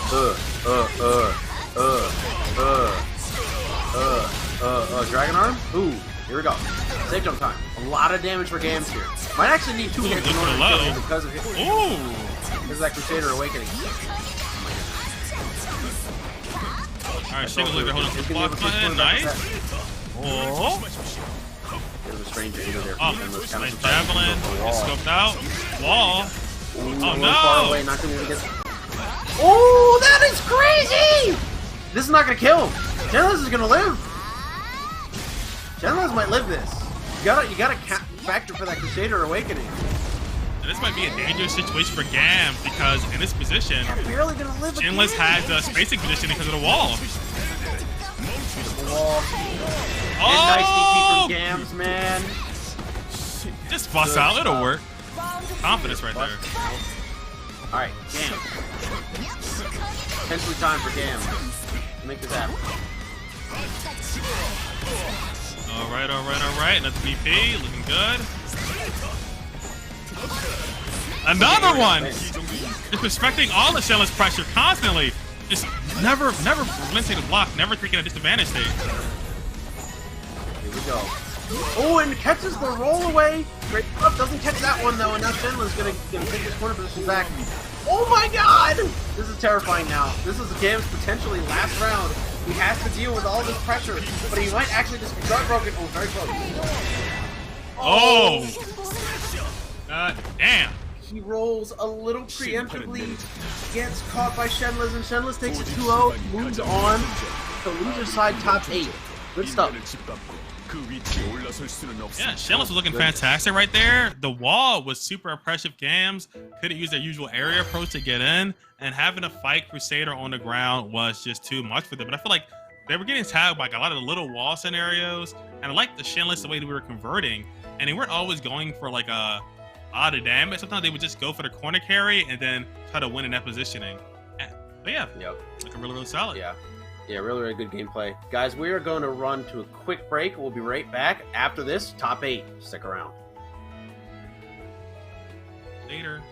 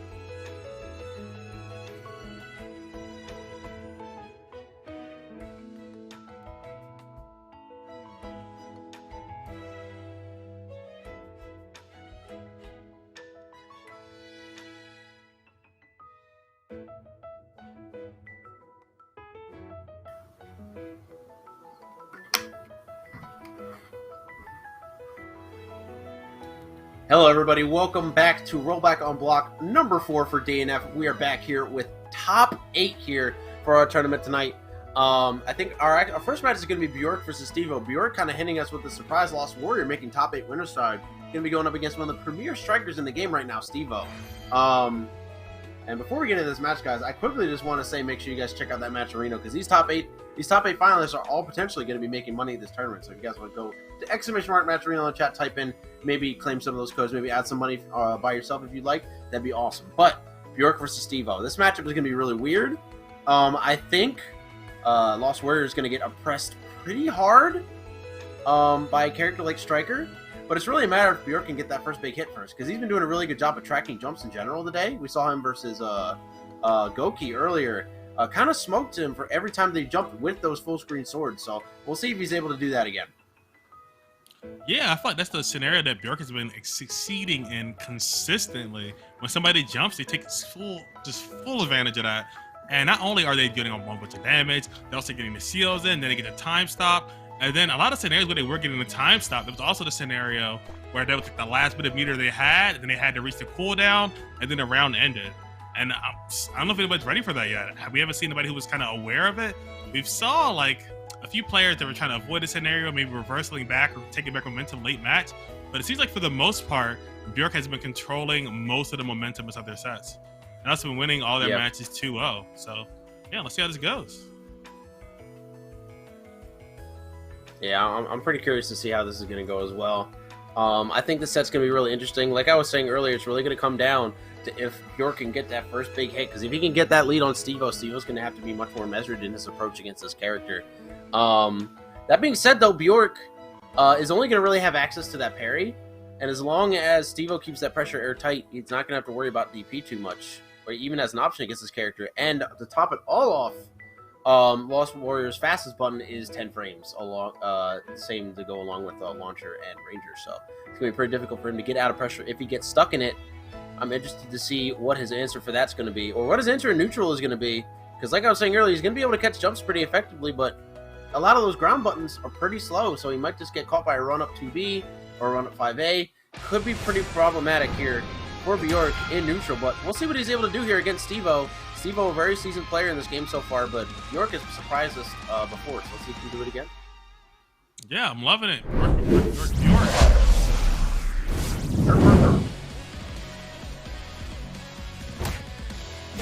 Okay, here we go. Game number 1, Bjork versus Stevo. Oh, immediately! Oh my gosh, got him to the corner. Melting off that health, looking super smooth. They kind of backed off right there, though. Gave Bjork a chance to breathe. Ooh. There we go. Ooh. Seal it up, all right. All on top, ooh. Bust immediately out, they knew that wasn't a safe jump. I think that's going to be a problem for Bjork here, is it not being able to do that safe jump teleport there. Actually, tries to go for the instant anti-air there. That is something that he can do in that scenario. But wow, great projectile and rollback one up for Stevo, and actually an accidental reset there, drops a combo for Bjork, just not blocking on landing there. Yeah, Bjork, okay, immediately go for the cross. He gets punished though. So they're holding down back, just waiting for something, and Bjork gave him a perfect opportunity for clean punish. Oh wow, Lost Warrior, one of those characters that she can instant overhead just off the ground like that. Oh wow, just catching that. Alright. Alright, 2 stacks so far here, against Stevo. Oh my goodness, man. But Stevo is just too on the nose and neutral. Bjork not able to catch any of the movement options from him. Nice rollout. Yeah, this is huge. Right there. Absolutely gonna leave the time stop here. Launcher. Sword. The thing is, they're low on meter right now, so if Bjork doesn't end up blocking, I was gonna say they could get guard crushed, but never mind. Man, had to seal it out. You didn't have to worry about blocking right there. Yeah, great 2V check coming out there from Bjork. Really good catch on the run there. Definitely have to be a little bit more patient in this matchup if Stevo is playing clean enough. And just from what I've seen so far that he is, but big hit. Oh my god, instant overheads all day. Just dancing on Bjork's head constantly. Tapping it up. Oh, trying to go for it again with the jump back and then missing it. Great catch. Alright, now it's Bjork's turn. No more meter available. Oh, actually just barely got it. Wow! got the dive kick, and there we go. Time freeze. You are so good. And Bjork gonna take it. Oh, nice. That was an insane reaction from Bjork to that dive kick, man. Wow. 1-0. You just can't be in air. Right now. You just can't be in air versus Bjork. Bjork is just so aware of those air scenarios, takes full advantage every single time. Even a fast dive kick like Stevo with Striker. Oh my goodness, that is so much damage, and then 3 ticks on any hit for Bjork here after taking this combo will lead to a time freeze. Maybe not a kill actually, depending on the starter, but we shall see. Oh, she gets caught low. Bjork is looking out. Counter scenario as well. Again, not blocking their legs. They got probably worn out by the instant overheads. Now it comes. Yeah, and there you go. That's why. I think that's why Bjork was taking the load for so long there, was just because it wasn't doing nearly as much damage as the instant overhead would, but unfortunately, finally took the risk on blocking the low and get smoked. Good stuff to Stevo. Oh wow, another one of those big corner carry early match scenarios. Bjork has to block, Bjork has to gas. Nice throw. Oh, the raw launcher catches the startup of whatever Bjork was pressing, like I was saying earlier, man. All of his buttons really slow startup, and Stevo taking full advantage of that. Great guard cancel. Oh, tries to check it with the 2S, but or the 2B, I should say. Not meant to be, though, and Stevo going to take that one much cleaner than the first game. Yeah, Bjork has been eating all these elbows. Seriously, so many huge counter hits early in the match that just leave Bjork in the corner, then they get overwhelmed, and then they kind of melt like butter. They have not got a chance to play. Oh, again. Tries to go for that parry there, but Stevo just running up and waiting, man. Really, really smart from him here. Ooh, get your dome jabbed up. Bjork not ready. Has to end the combo early, though, because the starter was not that good. Oh, tries to go for that there, but Striker just so short. Great parry! And now a turn here for Bjork, and catches him, not blocking. You really got to be careful with your Stevo here. 4 stacks, not enough to do anything with, though. Not enough either. Oh, nice punish. Not hit confirming that, and is now going to lose his life for it.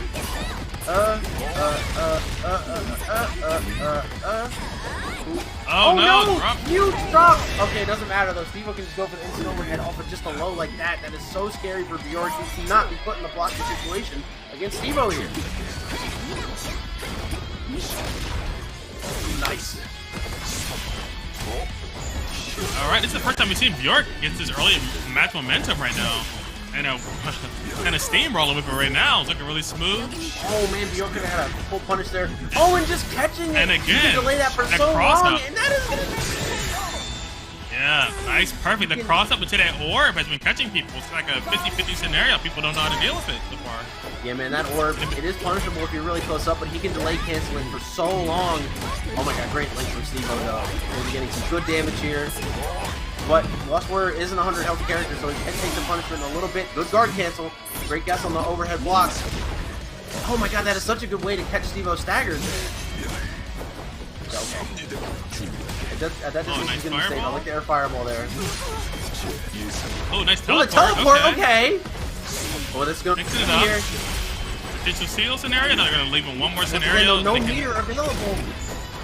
Super exhausted. Yeah. Can't take that much more punishment. Luckily for him, Stevo is not an awakening, so he is going to be living this hit. Ooh, the guard just baited. Soon enough, and that is it. Stevo takes it 2-1. That was super. I wish we could see another more match. That was super intense. Nice bait from Stevo in the end, baiting out that guard thrust. They knew Bjork was getting overwhelmed by the pressure and wanted to find any way to escape. So yeah, really, really solid. And Bjork had the seal. They only needed to do one more seal. I think they were saving up for that last match scenario. They knew they only needed one more sequence to win. But yeah, Stevo's awareness right there guaranteed them that. Guaranteed them then moving on to the winner's final side. Yeah, Bjork is gonna go to losers, but they're still to the tournament and they're still looking super, super strong. I like how they were bringing it back right there because they were like kind of getting melted off a little bit. They were kind of seeming a little bit frustrated in a lot of those scenarios, but they were able to find an answer with their holding up and with that diving down punch attack. They were using that to avoid a lot of Stevo's lows, which I think was a really, really, really good adaptation right there. Because eating those 50-50s all day, they were just exploding. Yeah, no, he was playing the matchup pretty well. And I think Stevo was getting caught in a lot of positions where, like he would just like stagger something for so long, or he'd delay that projectile for a very long time and just get caught. but unfortunately he was never able to get the time freeze on when he needed it, and he never had the meter available in order to get that pull confirmed. So Stevo just kept on living and was eventually able to get in one last time. So good stuff to Stevo, taking that set I don't want to say convincingly though. It was still really close, and I think we are going to be seeing Bjork again. Maybe to fight Stevo again in a potential grand final set, but I don't know, man. We got to see what he does in losers against the winner of Cage Black and Shenles. But our next step up is actually going to be AZLogie and Deceptionz, 2 players that we have seen here before. Going to be running that Dragon Knight on AZLogie's side, and for Deceptionz, going to be running that Ghost Blade. This should be good. And the Ghost Blade was looking super, super oppressive. They were going to hide, they were going to load, they were going to throw, they were doing conversion. Got to mix up their pressure a lot. The one thing I am worried about, AZLogie has been laying on the damage whenever they get somebody in the corner. And Deceptionz with Ghost Blade, they haven't been doing as much damage. They have been getting some really big scenarios, but I feel like that's what they've been working on. They've been relying on like really big scenarios, keep the momentum to their favor, even though they have been super ambiguous with the Ghost Blade mix-ups. So we're going to see which one is going to hold out. Yeah, I'm curious to see which one that one goes to. But as we saw earlier with Deceptionz, he had a lot of really good answers to Dragon Knight just jumping over a lot of his stuff. He would go a lot for that JMS where the clone would go for that dive. It just kept people out of the air, and it would almost convert from basically almost anywhere. And then once you once you scare Dragon Knight into staying on the ground for long enough, then you can start going for that 5MS again, which is something that is really scary for almost every character in the game to deal with against Ghostblade. And to just get that pressure started in general, because Deceptionz mix has been pretty consistent too. He's been representing a lot of different options at a lot of different times, so it's been really difficult for everybody at every level who fights against him to defend against his mix-up. So he's doing a really good job of that as well. Yeah, and also want to see how this air game is going to work right now, because we've seen Dragon Knight flying around the sky, being really impressive, being annoying. I want to see how Deceptionz is going to keep dealing with that scenario, because so far they've been dealing with it pretty well with a lot of JA, the 5A. They've been keeping people out of the sky, so let's just see if they can keep that up. We shall see, man. We shall see. We out here on the ocean. Dragon Knight versus Ghostblade. AZLogie Deceptionz. Game number 1. Winter semis. Nice jump in. Just immediately with a god like this. Oh, no, yeah, starting it off really smooth. 5A to get it started. Okay. I do love this Ghost Blade, and 2A right there, really, really solid. They've been poking up all the A. They use every single A. The JA, the 5A, and the 2A. They're trying to just show off every button, all the A buttons right now. Yeah, and this is like a really important thing to realize for Deceptionz has been super on point with reacting to that red flash and reacting to that dragon summon. Just in general, he has been super on point with that the entire day during pressure. So if you're on the Dragon Knight and you gotta do some more, gotta do some 2 strings maybe to keep yourself safe instead, because he's been super consistent in stopping that. Yeah, and now they got a block though. Oh, gets hit with a stagger. And they have 100 meter. They immediately escape the corner, swipe the dragon, swipe her in the skies. It's everything all at once. Everything everywhere all at once. Oh, nice again. Air to air, dude. Looking so smooth. Deceptionz is just so good at finding answers to the jumps from Dragon Knight. Seems to be really, really practicing this matchup. Gets reversal thrown though. Has to be a little bit careful now as AZLogie is going to get that pressure started. Tries to bait something there, but I don't know what AZLogie would have wanted there. There's no real beat to the bait. Maybe trying to catch that command dash out, but I'm not sure if Deceptionz would have even wanted it. Yeah, maybe the command dash. Maybe they were just waiting out. Oh, nice falling. Oh, the challenge right there. Yeah, that's something you definitely got to be careful of in this game as it gets farther and farther. People are going to start to realize that they can tech buttons out of certain setups, so you got to be more respectful of that in the coming days and find a setup that beats it. Oh nice my goodness, man! Ghost. That was super, super smooth from Deceptionz right there. Great confirm. Nowhere on the screen are you safe. Yeah, they just you can't relax, you can't stay still. The ghost is coming at you no matter what. Wow, man. Deceptionz is so on point right now. Playing way better than I think he was when we saw him last. So this is like really interesting gameplay here. But oh man, I'm looking pressure. Oh and yeah, and then the moment he leaves himself to fairly safe, he jumps and throws out that clone. You've got to be careful. Alright, nice. Gets the throw. Oh, AZLogie pokes out though. Incoming. Actually, he's just gonna go for pressure here. Though I'm not really sure what Decep Ricky is scared of. You can probably go for something pretty fake, even with Flight there. Just because Ghostblade isn't really going to be having the option there. The only fake thing that you can't go for against Deceptionz specifically is going for that Dragon Throw. He is so good at reacting to that. Ooh, actually messing up the combo there. That one is much harder. Is punished. It wasn't a huge punish though, so it didn't take a lot from that scenario. The Rogue is punished as well. Oh, nice crossover from Decep Ricky. Yep. Nice little cheesy, sneaky roll to close out that round right there. Really, really good. Yeah, if you're fighting Deceptionz here and you're ASAP Ricky, I definitely think the adjustment you want to make is putting that mix-up in or trying to bait that mash out now that you know that he's reacting to your red flashes. So maybe going for a different attack with a red flash. Huge conversion coming up right here. Oh my god! This DP punish, dude! Jeez! Phenomenal. Alright, with the looking leg. Nice. All I can see on the screen. Oh no, the 5C whip. There's a punish. Not good if you're Deceptionz here. This is a pretty scary situation now. Dragon Knight, you have access to all that meter. Ooh. Yeah, this one drop. Deceptionz gonna have to pay for this one drop. That's what they are. Nice fly overhead. Okay. So tricky, but the layer in a position to get this. Oh, wow. Super fast throw. A DP too. Wow. And wow. Overhead, no confirm, and it's cost Deceptionz to steal out that first match. Let's go. All right, looking super tricky right here. ASAP Ricky pulling it out. ASAP Ricky looking tricky. Is that what we had? Is that what we got tonight right now? Looking tricky, pulling out the blicky. You know what I'm saying? Yeah. Definitely not going to be one without answers here. Already has ASAP Ricky in a pretty bad pressure situation, and actually just gets the hit. Is going to get the meter for follow, but he's just going to save it so he has it available for this mix up here. Ooh, nice roll out there. In the corner, and Deceptionz gets DP'd. Okay. A little bit scary now for Deceptionz here. Still looking out for that dragon. Gets the hit on the dragon again. No conversion this time. You cannot be in the air against this man. Ooh. Airspace denied. 100%. Oh no, they missed 2B. That one miss on the combo. They missed again. Oh my gosh. If you miss that scenario a couple times, and every single time, ASAP Ricky ends up getting a hit and a huge amount of momentum. Just has to be so careful. They've been losing, not from the neutral scenario, just dropping combos. That was actually a good guard camp from Deceptionz. Even though he took some damage, he is still going to be alive here in this situation, but actually just doesn't block there, and it's just going to get smoked. And one more round for ASAP Ricky, and he moves on to win his finals. Deceptionz has to find an answer quick.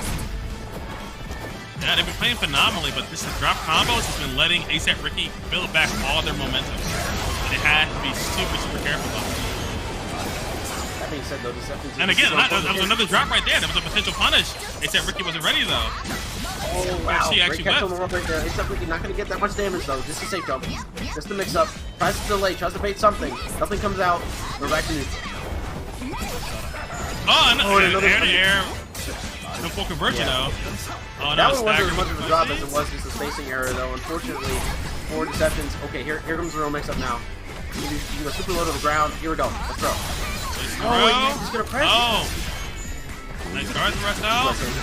Move anti-air. Oh, huge combo coming out from Deceptionz. Make it easy. Going to super. And we're on to a final round. Let's go. This has been so hyped, so high octane. Both players going back and forth right here. And they both are really, really hungry. Let's see who's going to seal this out. Because Deceptionz have been looking so phenomenal with these air-to-airs. ASAP Ricky's been looking super solid with these Dragon mix-up low setup. Alright, Deceptionz has their own quarter control. Wow, nice. I love this video right there. It is super difficult to confirm off of that version of the clone, but Deceptionz is doing it with ease here. And once again, getting another conversion. Ooh. Okay. Alright, nice. Wow, just tries to bait something, and it ends up working out. No combo though! Alright, drop, fine, great reset. Triple conversion, Ghostblade. Yes. Easy finisher, let's go. See, and he steals it out. Nice job from Deceptionz. Finally, every single combo looked clean right there. They cleaned up everything they needed. Like the drops were the problem. They were looking so phenomenal, but the drops were the one thing that was holding it back, and Deceptionz cleaned up at the end there. fantastic from Deceptionz, and actually really strong from ASAP Ricky as well. Even though he didn't seal it out, even though he didn't win right there, that was still a super close match. And you can just see, I love when you see that back and forth, both players interacting, kind of feeling each other out, and you both see like that character and player expression right there. ASAP Ricky with like the teleport, I mean with the mix-ups, but they were like rolling back and forth with the dragon and Deceptionz. I felt like that's the best we've seen of Ghostblade and of their Ghostblade especially. From the air-to-air scenarios, the way they were poking out with JA and 5A and 2A was just perfect. They denied the dragon setups constantly and consistently. They did not let ASAP Ricky get any free pressure. I think was like the one thing that kept and set them apart from a lot of other people we see fight either ASAP Ricky or just the Ghost, Dragon Knight matchup in general. Yeah, man. That was really good play from both sides. I think ASAP Ricky made some really good adjustments in game 2 there, but once Deceptionz started to get that momentum back, ASAP Ricky could not claim it again, and it definitely ended up costing him, as he is now going to be going down to losers to play the winner of this next set we're going to have up, which is WonderfulDeluxe versus AZLogie. This is going to be a troubleshooter for WonderfulDeluxe and AZLogie running that grappler. This should be a really fun set, actually. I'm like it's going to be difficult for grappler to get in, I think. Troubleshooter having access to those big buttons, having access to stuff like grenade, but I really do think that if AZLogie gets in, it could be a really terrifying experience for Wonderful. So this should be a really fun set. Yeah, especially because like Troubleshooter has all these huge projectiles, kind of annoying with some of the trap setups, throw setups. I wonder, does Troubleshooter have a good button to try to break the armor against Grappler? I'm not even sure. 2B, I think, is pretty good for that. The reactions had to be pretty good. It's not like as big as some other little buttons in the game that you could use to beat that, but it is pretty good. It's serviceable. Right, here we go. WonderfulDeluxe versus AZLogie. Immediately DPing the jump in, yeah. That's really important to represent immediately, so that grappler feels like he has to roll or has to go for a run. And that's what we saw for WonderfulDeluxe the last time we seen them in. They did like the reversal constantly, and they were usually 99% of the time they were right about it. Oh yeah. My goodness, man. Look at this combo, man. Troubleshooter is getting all this damage and tries to get a jump out. AZLogie, unfortunately, unable to make that happen, and now he's gonna be knocked down around immediately. Oh, again, another reversal. Get off me. Oh, and clean whip punish right there. Yeah. WonderfulDeluxe looking so dominant, even earlier since this match. We're actually just going to set up the net there. No challenge from AZLogie. I think AZ's like really looking for that opportunity in 2A. We saw him doing that a lot earlier. Reversal bait, but no punish. Okay, plus here. I'm loving the pressure here. Actually, so much guard damage done to WonderfulDeluxe, but he is going to be getting that hit and getting it all back, along with all this meter as well. This is going to hurt for AZLogie. WonderfulDeluxe pretty low on meter right now. AZLogie is kind of the last stand for them right now. Yeah. He has 200% meter. Oh, and there's that low to get their legs tapped up. Bro, yeah, AZLogie really struggling to find that in right now against this troubleshooter player. WonderfulDeluxe doing a really good job of just controlling the screen and making sure that AZLogie has to really get through a minefield before he can even think about running that mix up. Alright, so AZLogie kind of walking in. Solid hit, alright, gets a knockdown. Well, goes for a quick grab there, but he has to get feet on the action. Yeah, WonderfulDeluxe always has his hand down and his thumb on that X button. He is ready to push that DP at any time, and you really got to be wary of that. And you really try to bait it if you're AZLogie here. Nice little knockdown. Oh! Nice throw. Yeah, I think he's starting to realize that WonderfulDeluxe is really starting to like react for gaps. So if he just goes for throw immediately, then WonderfulDeluxe is more likely to push it. Wow, man, he can't even challenge after Rekka 3. That is difficult.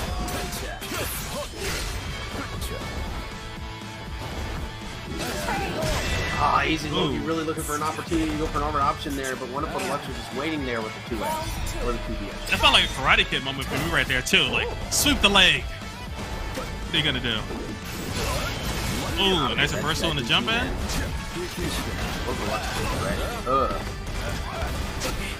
Nice grenade Uki. WonderfulDeluxe is kind of melting AZLogie in the corner right now. Ooh, nice clean hit. Really difficult for AZLogie to poke out because of the range. The DP covers so much aerial space, you can't really get away with jump in. Deluxe is just doing a really good job of like throwing out those PBs and stuff too to cover the potential armored approach. And yeah, AZLogie was just unable to find the answer. And WonderfulDeluxe is going to take that 2-0 pretty clean. Alright, yeah, which that's like the pretty much the same game plan we've seen out of WonderfulDeluxe. You know, when people try to approach, they DP early match. Like you were saying earlier, they also reversal a lot in the gaps. And I feel like it made AZLogie kind of hesitate when they did have momentum. They were like, should I try to wait, chill, and bail out this reversal? But then it didn't come. WonderfulDeluxe just confidently poked back, took control of neutral, and then kind of pressed AZLogie in the corner for the rest of the match. Yeah, no, there really wasn't that much that AZLogie could do once they were quartered. Apparently, you can roll Rekka 3, which the troubleshooting player did go for a couple times. Deluxe went for it. Though the difficulty with that is, like, the risk reward there is so not great for Grappler. He can probably get a command throw there, but there was really not much that he could do in the corner. And at that point, I think WonderfulDeluxe was just like, I can pretty much run whatever I want. He's going to respect me because there's really not that much you can do here. There's not that much you can do to get out of this pressure because he doesn't really have the range. I'm covering his. I've covered his armor like perfectly every time. Every time he jumped, I've gone for that DP. AZLogie was just completely out of options there. So he really decided to try to make something happen, and it was just not going to happen for him. So yeah, up next I think is going to be KH Black and Shenles. Oh, actually no, we're actually going to be getting Ricky and WonderfulDeluxe coming up next. Okay. Yeah, KH Black is in another tournament, so we will be getting him a little bit later. But ASAP Ricky and WonderfulDeluxe, we just saw WonderfulDeluxe take that 1-2-0 pretty consistently over Logie. ASAP Ricky, though, another really strong Dragonite player. I'm curious to see how this one will go. Yeah, a winner. So we have a WonderfulDeluxe playstyle. They seem to be really good at using reversals, you know. I feel like they'll be pretty apt to use the reversal to deny any space from Dragonite. What I'm wondering is that if they're going to take that risk when they're close to the corner, because mid-screen, that'll choose a risk against Dragonite, right? The damage is pretty substantial, but it's merely going to be the corner push. Once you had you at the corner, your health bar will instantly dissolve, taking like 50, 60, 70% health, especially when you have super. So, I actually haven't seen this matchup a lot to see how big his blasts are for Troubleshooter, how huge of a hitbox it has, and what angles and what heights it can hit Dragonite out of her flight. That's actually something I want to see like a whole lot more of. At max Dragonite flight, I'm not sure if it'll hit. It'll be close, though. It'll be very close. But we will see. I'm sure we'll see WonderfulDeluxe try to catch jumps with it a lot. Frame traffic with grenades is going to be pretty important, too, I think. Just try to catch those jumps. Buttons like 2S, maybe. That button is absolutely massive. Might be able to cover an approach from Dragonite, or maybe cover her in flight, and then you can get a full confirm with grenade after that. I think a lot of things can go right for Troubleshooter in this matchup. It's just a matter of, can I play neutral effectively enough and not get put in the corner, right? It's one of those things. I think this matchup's actually pretty close to even, but we are going to have to see what WonderfulDeluxe does against ASAP Ricky, because ASAP Ricky was playing pretty good against Deceptionz, so it's looking like a pretty good day for both of them. Yeah, and we're seeing like a whole bunch of Dragon into this tournament. We see WonderfulDeluxe popping up. We also have Bjork coming in the losers bracket. And we got a pretty confident striker player sitting in the winner side right now, looking smooth. So everybody's got to hustle on up, try to get over to that.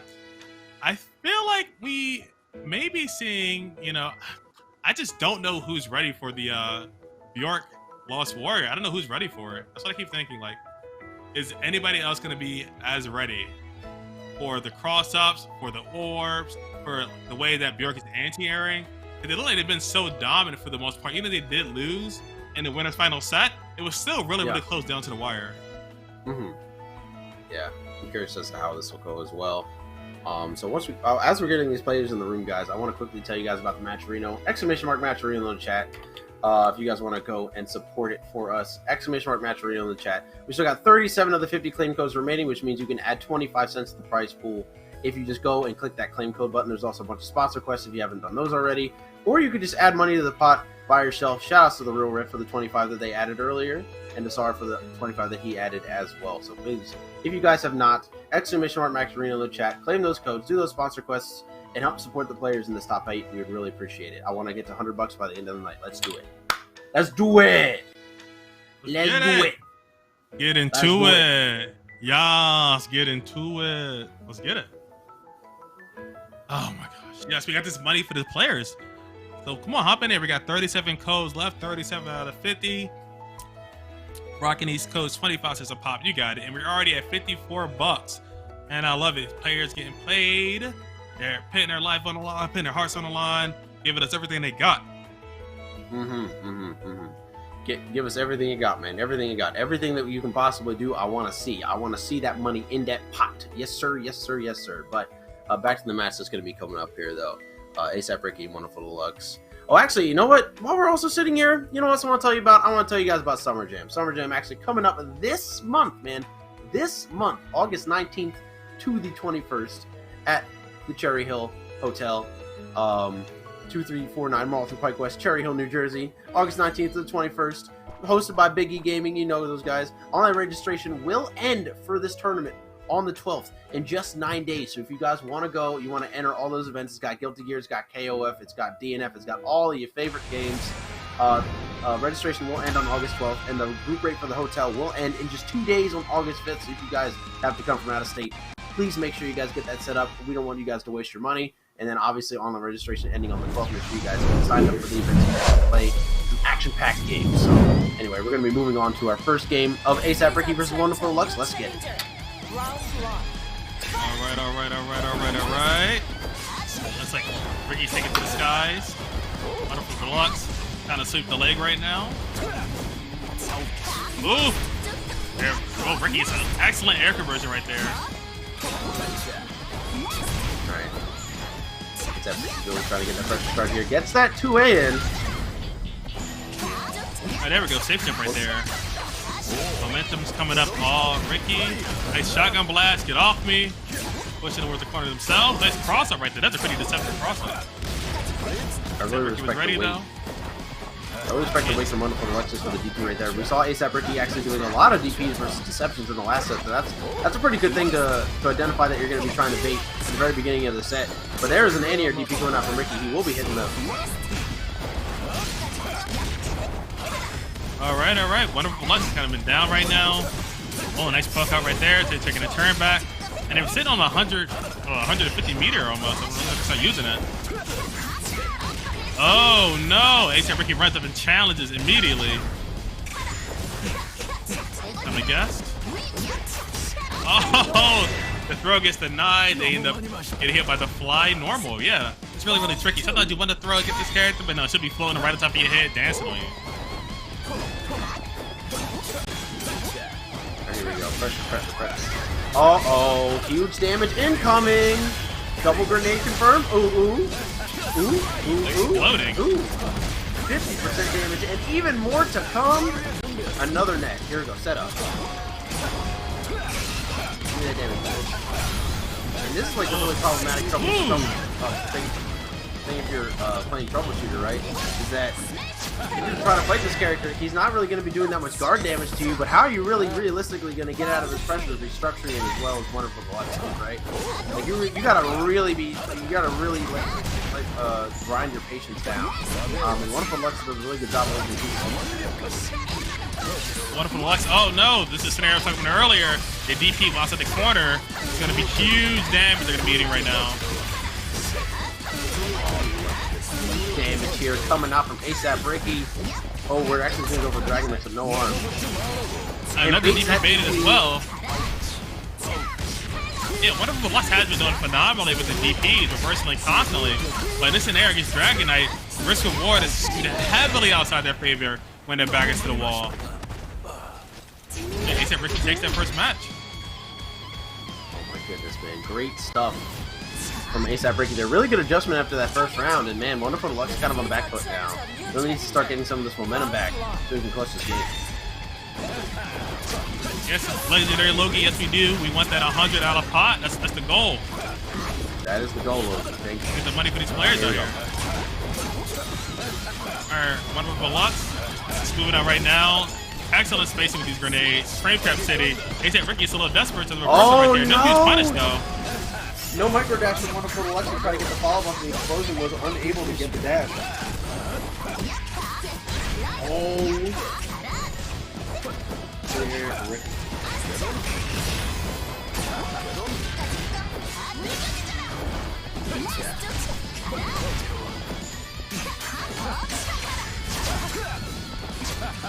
Oh, alright. Noise. Oh, a little miss on the conversion. Oh, reversal. This is gonna be so much damage. Uh-oh, you might die. Oh wait, no, he's not gonna be able to get a full thing here. Yes, he is! Oh no! Huge. Look at Dragon damage. Arm! Dragon Arm coming in is gonna lead into Super! What a combo from ASAP Ricky! Oh my god! Combo to kill! Wow! What happened to that life bar? It is Ninja Vanish. Again, they're reversing. They're reversing when their back is to the wall, and it's leading to these huge punishes. WonderfulDeluxe has to be more careful in this scenario. And Bryce is just so skewed outside their favor.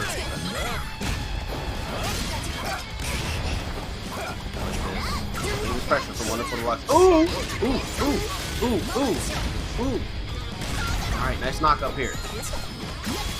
Oh, and just goes for the throw. That was so low to the ground. Good stuff to ASAP Ricky, making that match mix up super fast. Oh, nice flight right there. Double overhead. ASAP Ricky. This is absolutely going to lead to a kill if this combo ends properly. Dragon Arm, that is going to do it. ASAP Ricky taking that 2-0 for WonderfulDeluxe. And real quick, Real quick, guys. Shoutouts to Logie dropping the 100 bomb in the matcherino. We appreciate you, my man. We got $155 in the chat. $155 in the matcherino. Shoutouts to your boy, legendary Logie, aka AZLogie, getting 7th place in our tournament tonight. Good stuff. Also, thank you for the money. We appreciate it. Get that dollar bills. Oh yeah. $100, 100 big ones, 100 bones, 100 scales, 100 ding dong damalama shing songs from AZLogie.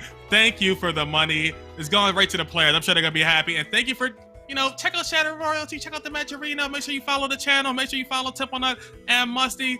And oh my God, praise be. This is gonna so hype. This has to be the biggest amount of money I've seen donated into the bracket so far in any of these Shadow Royalty tournaments that I've been a part of. Oh, yeah. So that's super hype. Thank you. We really appreciate it. Really do appreciate it. And once again, really good win there for ASAP Ricky, taking it over WonderfulDeluxe in a pretty quick fashion too, I think. Really solid play. WonderfulDeluxe is going to go out at 5th, but not a bad placement at all, just based on this tournament. Pretty high level of play we got here, but I think we're going to be going right into Cage Black versus Shenles. And yeah, it's going to be a Crusader mirror. All right. Who's praying the hardest? Who has the bottle in the back pocket? We're about to find out.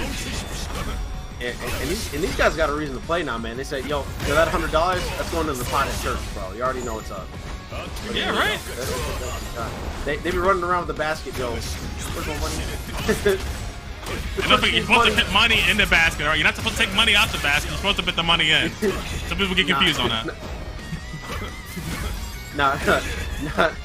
Crusader got an illicit gambling problem, bro. We out here jumping, throwing javelins. It is true. He is covered in all this gold, right? Like, how does he have money for all this gold? The man of God with the chains on. You know what's up, bro? Oh my God! Actually, Bates throw with that? Are you serious? Phenomenal throw right there.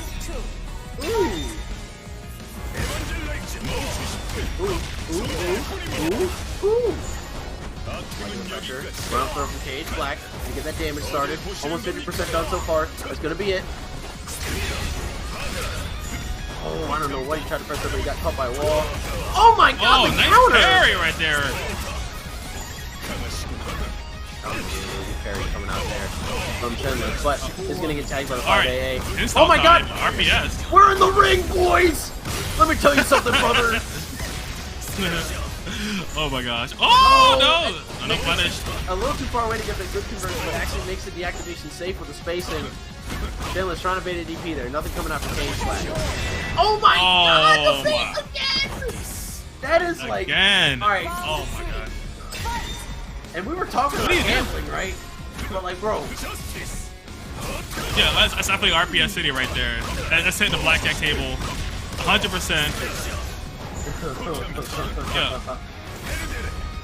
Oh my god, you see the man of God? Can you also count cards? Alright, install coming in. No! The wall gets countered again. Oh my god, this is going back and forth. All these walls, all these crosses. We are gonna get the godlike activation again. You're stuck in the ring with me, but gets thrown. I love that. I'm not in here with you. You're in here with me. Here we go. Oh my god, the loop! Oh! Look at all this damage! Oh my gosh, you get tossed up. Oh my god, the shimmy! Do it again. Oh my gosh. The shimmy from Cage. Alright, both still out. Both just holding down back, both blocking. Alright, Cage, like this all this meter first. The parry whip. Oh, and that's gonna be a wrap! Super! Nice! Oh man. Wow, dude. I never in my life thought this mirror would be as fun as this is, but they are really stuck in the ring with each other, bro. This is great. It really is. It's so it's hilarious. It's just walls everywhere, installs everywhere, people getting tossed, people getting thrown, giant mallets coming down from the sky. It's super hype. We need more of this. We need Crusader only tournament. That's what we need. Oh man. Okay, here we go. Big hit. Okay, flat. Oh, immediately with a run up throw. Conditioning. Oh my god, the armor is gone. You have to meet again. Oh wow, this is not fast enough. Okay, get him out of that.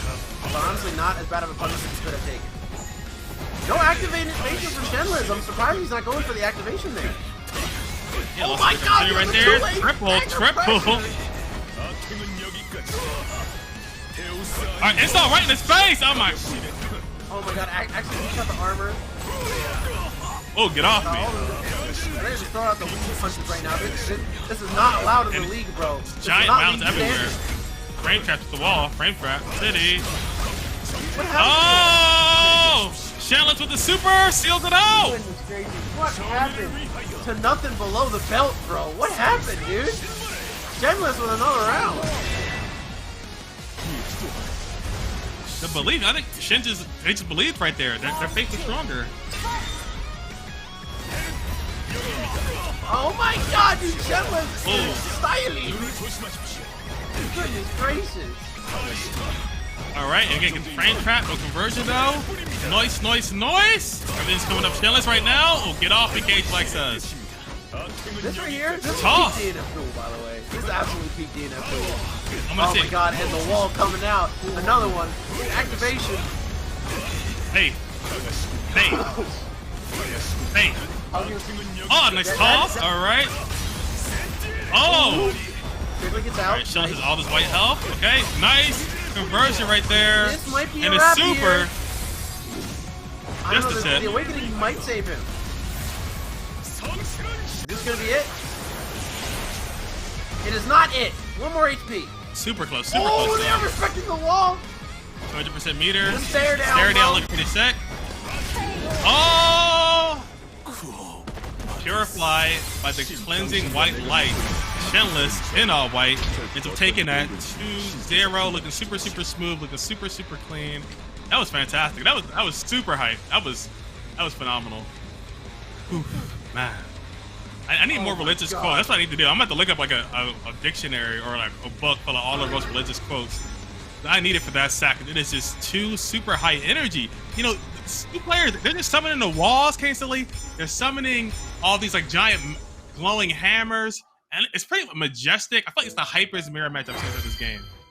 Yeah, that's peak DNF Duel. That's peak DNF Duel right there. That's peak DNF Duel. I don't care what anybody says. The holy light has been shown to me. That is peak DNF Duel. That is incredible. That was so much fun. Yeah. They really trapped each other in the ring. I'm sick. Yeah. Oh my gosh, they were both in there. And they were both in there just like panicking, stucking, matching 5A. And it's like, it was just like oppression. It was like oppression, but it was like the white light came down. I guess, you know, the Lord chose his savior, and the savior was Shenles, and he's the one who's going to be moving on. So yeah, good job to Shenles. Dude. Oh wow, that was incredible. Jeez, that was such a good time.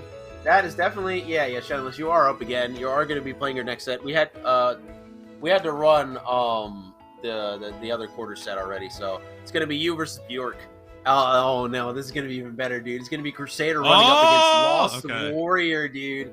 Oh my god, big bodies, peak gameplay, dude. It's time. It's time to get in there.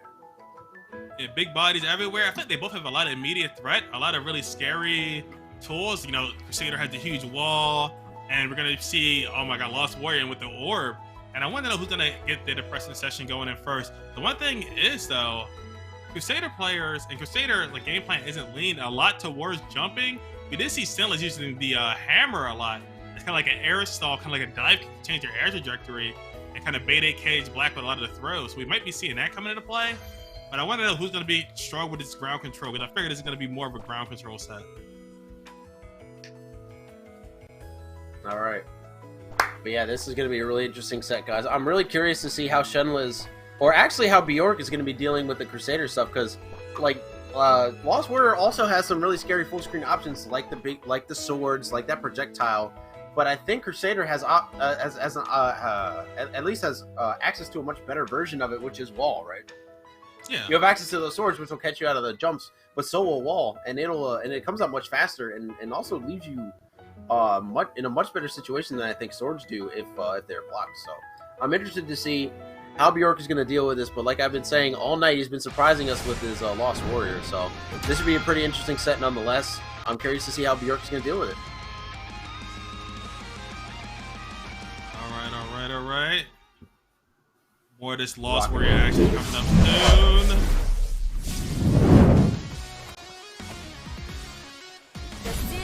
And it might just be who gets his early match momentum as well. Alright, here we go. Oh my god, he goes for wall activation and neutral here. And just go up by being stomped on now. Yeah. Look at that stomp is 2 hits, so I guess that would just beat it straight out. It would beat that armor. Oh, goes for throw. A little bit of block stun though. I like the idea. Oh yeah. You know, a little bit. Nice throw. Okay. You're kind of stuck in the corner. Tries to go for that that instant jump hit there. Oh yeah, that's gonna beat armor. This is gonna be so much damage. Ooh. Oh. And also no. But you can just get a punish for free there, because he's going to deactivate. Yeah. That they is don't a wrap. have to run up to do anything, right? They can just chill out and wait. You can see that it's going to full cooldown animation after his buff is deactivated, so easy punish.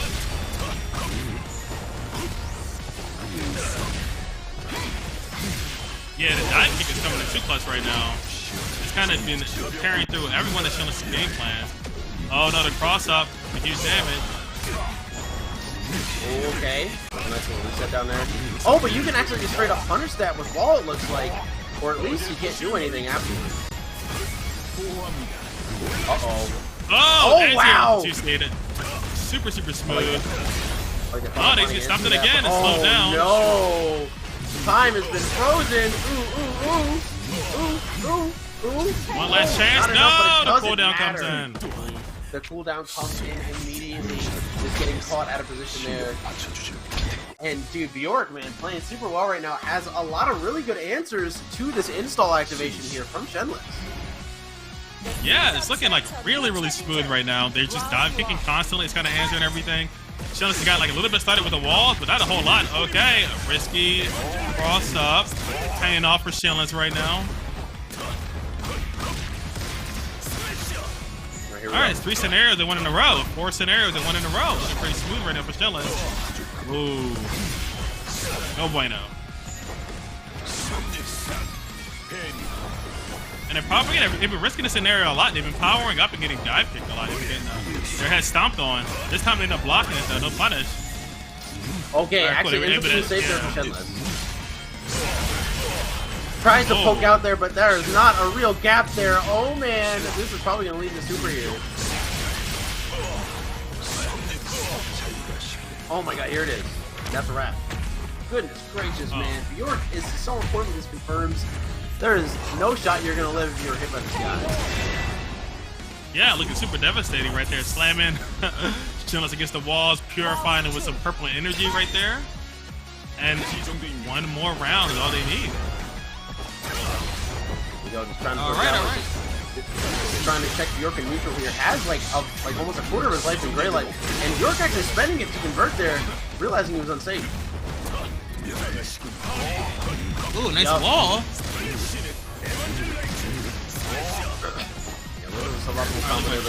Pressure started, immediately gets parried though, and that's actually going to lead to being one stock on deck for Bjork here. If Shenles takes another big hit like that, he will get more stacks up. Oh my god! It doesn't look like he's going to get the meter in time to get the last one. Just goes for throw. One more hit is going to be necessary for Bjork to move on in this bracket. Will he be able to do it? And he will! With the cross-up teleport. Good stuff. Bjork taking a 2 over Shenles pretty solidly. Yeah, and Bjork has been going through a tear ever since we've seen them on this stream. They've been going through everybody. Got the teleports, got the orb, they're dive kicking people in the head. And it feels like, you know, we have seen a couple punishes from people where they're punishing just the dash through. It's like Bjork is kind of testing them. But they're going to dash through an aura. But yeah, they've been looking pretty smooth so far with it. And just oppressing everybody pretty consistently with this character. So yeah, I feel like nobody is really up to the task of understanding how to deal with this character. And when they do start to feel it out more, Bjork has still been winning most of the scenarios and coming out pretty clean and dumping out these huge amounts of damage. Lost word. So yeah, Bjork has been playing neutral pretty well. He's playing his character very well. I'm excited to see him fight up against ASAP Ricky and lose the semis. But before that, we're going to be getting into our winners finals. This is one of the sets that I'm most excited for. We're going to be getting Stevo versus Deceptionz, man. Ooh, this is going to be a good one, man. Stevo, Premier Striker, Deceptionz. I'm honestly starting to lead toward Premier Ghostblade at this point. This man has been playing on a whole other level that I haven't really seen from a lot of other Ghostblade players. So I'm really excited to see him run up against Stevo in a matchup that a lot of Ghostblades don't consider very good, but I think Deceptionz is good enough to make work. Yeah, I feel like it can be kind of difficult to get in when you're trying to focus. Okay, she has this dive kick, and she has this really strong pressure, and her movement is really strong, so it'd be hard and really annoying for Ghostblade. Also, she has a few good ways to poke out. But Deceptionz right now is layering on the offense pretty consistently. They've been keeping people out the air with the JAs pretty well. And it looks like they haven't let anybody start off any momentum into the air. I think that's like the most important thing because a lot of people have been using the air approach. And I feel like Deceptionz, who we've seen so far, and also Bjork, who we've seen, have both been consistently controlling that air game and been winning most of the scenarios. I think it's been denying people so much space. And that space denial has kind of been thrown off people's game plans. I feel like that's how they're succeeding and winning a lot. Yeah, no, just a lot of what Deceptionz is doing too. Just a lot of he's doing a really good job of that air control, right? Like almost everything that Deceptionz has been doing has just been doing a really good job of covering the air with that 5MS, and that's going to be really important for Stevo because dive kick is something that I think normally the character would struggle with a lot. But if you throw out that that jumping magic skill in the air, it's going to be a lot more difficult to get away with those dive kicks. You're going to have to see a lot more grounded approaches, and that's where Ghostblade's a lot better because he has like those long-reaching normals that you can check run-ins with, and ones that hit kind of the startup of jump. So if you get really close to him and then go for a jump, he can maybe throw out that 5B, and that'll sometimes catch your jump startup. So this should be a pretty interesting set to see how Deceptionz is going to be dealing with Stevo's neutral and pressure. I am very much excited to see how it goes.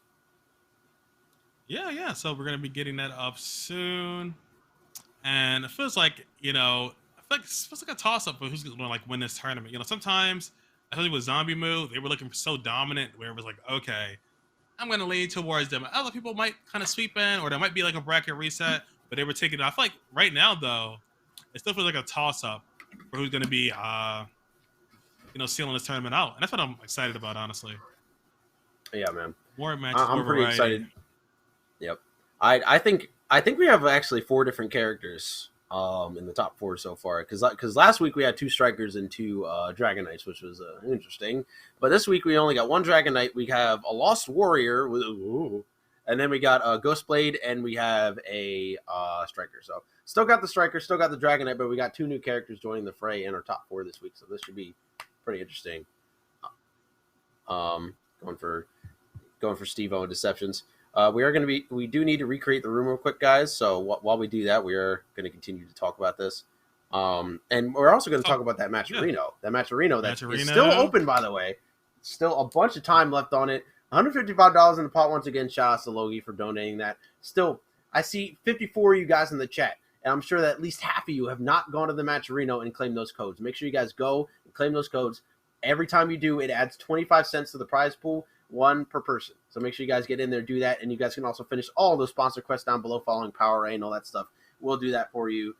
Nice, solid $155.78 in the pot so far. If we could get to 200 now, that'd be something crazy. I think we go absolutely nuts with that. So if you guys want to donate directly, you guys can do that by going to exclamation mark Match Arena in chat to do that. If you guys want to help support these players and help support our top 3 tonight, so we'd really appreciate that. Yep, legendary Logie, thank you again for the 100 big ones, dumping it all out in the Shadow Royalty Fund. It's phenomenal. Thank you again. Praise be unto you. Yeah, shout outs to you guys, man. Really do appreciate it. We really appreciate the community support in general for all you guys watching right now. If you guys are watching, thank you for coming in. We really do appreciate your time. And I hope that you guys appreciate watching these amazing DNF matches, because we've had a really, really fun top 8 tonight overall. It's been a very, very good time. Yeah, I think we've been doing this for like a couple weeks now, right? At least 3 of them. And this is our 4th, I think. Yeah. Well, I guess I've been here for 3 of them. I missed the first one, but I think we both been commentating. Oh yeah. I did I did all of them. I think I've done all the DNF ones. So yeah, this has been a good time, man. I really enjoyed myself. Yeah, it's like that. Get this commentate a tournament series and see the growth of it, and see like all the different players come out. And I feel like that's the thing. Like, imagine this from like 1 to 100. How you get to see players' journeys grow and people's storylines grow. Mm-hmm. It's a pretty exciting theory. It's a pretty exciting concept. We're having a little bit of technical difficulties right now, but as soon as we get that up for you, we will. But in the meantime, I do want to tell you guys about a nice little major event coming up this month, in the middle of the month. Talk about Summer Jam 2022, August 19th to the 21st, 2349 Malta Park West, Cherry Hill, New Jersey, right across the bridge if you guys live in Philly. We got so many events coming up for you guys. We got Guilty Gear there. We got DNF there. We got a bunch of games, KOF, all that stuff. If you guys want to come out to that, registration does close coming up pretty soon, guys. In 9 days, Summer Jam registration will close on the 12th. So make sure you guys are registered for that, and make sure that you guys come out, because we really want to see you guys all there, man. Summer Jam is probably our biggest event in the area, and we want to see you all there. We want to see you guys playing. We want to see you guys having fun. We want to see you guys entering events, enjoying yourselves, playing the games that you love with your friends offline. We really would appreciate that. And if you guys are coming from out of state, make sure you guys sign up for the hotel group rate, which ends in 2 days from now, August 5th, 2022. Please make sure you guys make sure you do that, because if you guys are coming from out of state, we don't want you to waste money, period. That's it. That's all it is. We want you guys to have the best time possible, and having more money makes the time better. So please make sure you guys do that. And don't forget to register before the 12th. 9 more days remaining. We should be getting our set any minute for you guys. Because like, I feel like the tournament is perfect. Summer Jam is perfectly spaced for after EVO hype. You just came back from EVO, or you watched EVO, and you saw the trailers, and you saw the phenomenal matches. Like, I want to do that next year. I want to be the guy who's EVO top stage, Summer Jam was the perfect tournament for that. That we can grind on matches, get started early, and be ready, start saving us some money, and that way, boom. Next thing you know, you're going to EVO next year, and boom, you're going to be Summer Jam again. It's the loop. It's the loop. It's the loop. It's the loop, baby. It's the loop. It's the loop. It's the loop. Salty about EVO? Come out to Summer Jam, bro. That's it. Yeah. That's how it be, bro. That's how it be. That's how it be. But, yeah, once again, guys, we are going to be getting the set started for you guys right now, finally. Stevo versus Deceptionz. Ooh, let's go. This should be a pretty good set, guys. I'm excited. Yep, we got this Striker coming up at you. Striker coming up at you. Striker coming at you, dude? Yeah. And the Ghostblade, got the Ghostblade looking like Ken right there, too. Ken Masters. Oh, yes, sir. Oh, my God. Set off early with a slide punish for the 5A. Nice early match with punish. Yeah, Deceptionz trying to bait something. He ends up doing just that, but doesn't bait the right thing. And gets crossed up on the dive kick. It looked like it whipped until it didn't. Oh my goodness, Stevo really just running the pressure on Deceptionz. Yeah, all 3 hits going their way. One more scenario. And a 4th is a throw for the perfect. Stevo starting off confidently with that round start slide. And limited to the perfect. Nice. Oh, another round start with punish. Gosh. Yeah, Deceptionz has been a one that's starting out the early match momentum, but Stevo has been so ready, pretty much calling out all of Deceptionz defensive folks. Ooh. Here we go, nice knockdown. Here we go. Jump, nice guard thrust, get out of there. Ooh, nice fadeaway JA, controlling the airspace. Oh. Okay, here we go. Loving the pressure from Stevo right now. But Deceptionz finding a way out. Gonna be getting a full combo here. Ooh. Hard knockdown. Here we go. Got some meter on deck here. Alright, goes for the throw.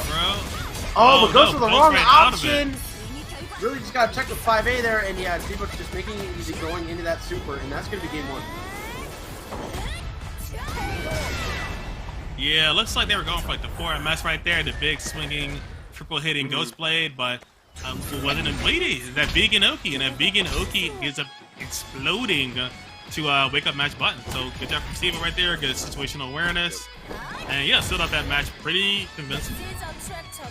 I think if you're Deceptionz here, you're probably just going to end up checking with the button next time. Just kind of prevent Stevo from going for that wake-up button. You definitely don't want that to happen again because the risk reward of that is not really in his favor. So maybe just go for a media after throw like that. Oh, the guard cancel so late. Guard cancel so late, and this is absolutely going to lead to a guard break situation here, and it might even lead to a kill if optimized properly. You're absolutely going to die here. Deceptionz, not long for this world. Yeah. Phenomenal. Another perfect. Last match, the first round started off with a perfect, and another perfect this round as well. Seeing a pattern here? Oh, nice. Deceptionz good punish on the slide. Knockdown. Big swinging ghost. Oh no! Big drop from Deceptionz, man. Not on point with these conversions right now.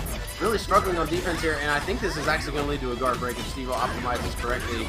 Not even going to be close to the amount needed for guard cancel. Oh, but not enough meter! Stevo with the miscalculation this time. Going to be a light starter, though. Not going to be that much damage. Going to go for a knockdown. Oh my god, dude, the mash again, Stevo's mashing out constantly. Nice cross Stevo up. doing Stevo really is good at recognizing the gaps and Ghost plays pressure there. Deceptionz kind of usually plays around that for his mix-ups, but I think he just needs to put strikes there now because right now Stevo's doing a really good job of poking out. Oh, GG's! Yeah, that's it. This is going to be a GG there. And a 2-0 lead for Stevo here. Deceptionz really being put on the back foot right now.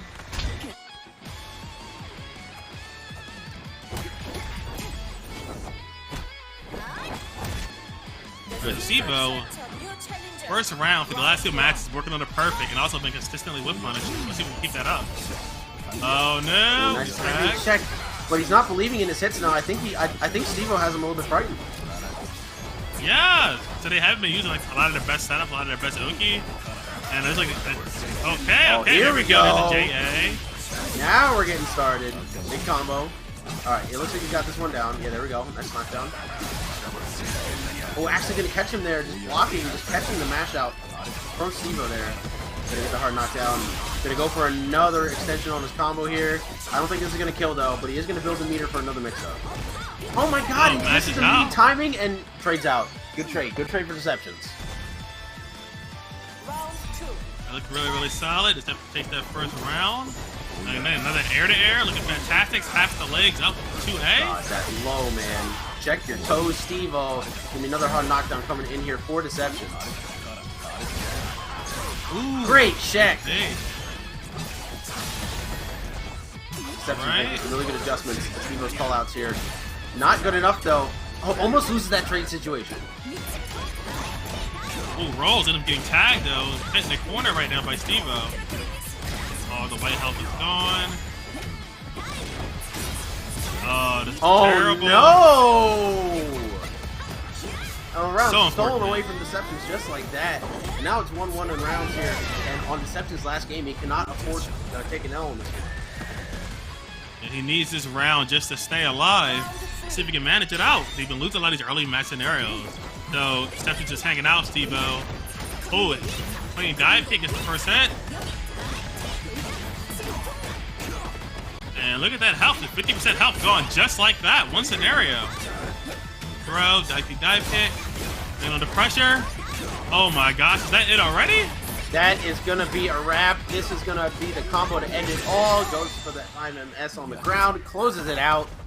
Stevo taking that one 3-0. Pretty dominating. Deceptionz was really struggling to get out of pressure in most of the situations. It felt like if Deceptionz got the first hit, he literally had to run it the entire way, or he would just lose the game. Because if he got tagged once, he would either get guard broken, or he would get mixed to oblivion. And it was a real struggle to get out of that pressure once he was in it.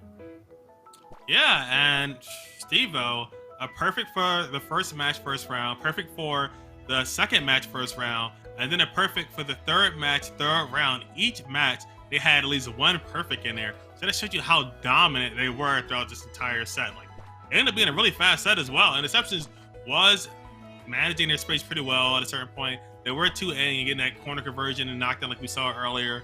They were getting a lot of air-to-air scenarios, which we saw were the scenario they were winning and being successful in earlier, but they were not keeping up the damage consistently, and they were also losing the Oki. And I feel like earlier sets, we did see Deceptionz drop some roots, and nothing bad happened, right? It was like maybe they might get tagged, maybe they lose their positional advantage, but Stevo was 100% there with wake-up buttons every single time to check those scenarios, and was to use that consistent damage, consistent like momentum reversal, and they were able to seal that out.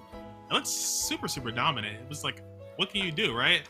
Deceptionz they just kept leaving gaps, and I feel like some scenarios that might be going for throws, it might be like a late summon for the Ghost Persona, but it was always like some gap there, and Stevo was always ready to just exploit it.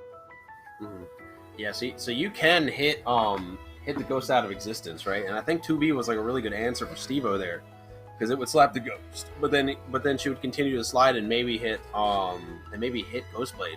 So that was like a really important part of what he was using to mash out there. But Deceptionz was baiting it by like around the middle to end of the set. But I think at that point the damage was already done, and Stevo realized that all he needed to do was really get that one hit, or get that one hit on even just block. So yeah, so that's going to be pretty difficult for him to deal with. If they were to run it back in Grands, I'm not sure if the result would be that much more different, because the matchup just looks so difficult for Deceptionz there, and for Ghostblade in general. That being said, though, we are going to be in our loser semis set coming up next. The winner will play Deceptionz, and we'll see who gets to go Grands from there. It is going to be ASAP, Ricky, and Bjork. Bjork rocking that Lost Warrior, like we were saying earlier, man. He's playing super well, playing the character super well, and I think it's kind of catching a lot of people off guard. And then, on the other hand, other side of loser semis, we have ASAP, Ricky rocking that Dragon Knight, the only purveyor of Dragon Knight in our top 4 tonight. We'll see if he is able to move on to losers finals and get in that money, but I don't know, man. Bjork, pretty big wall to have to climb through. Yeah, Bjork has been super dominant all today.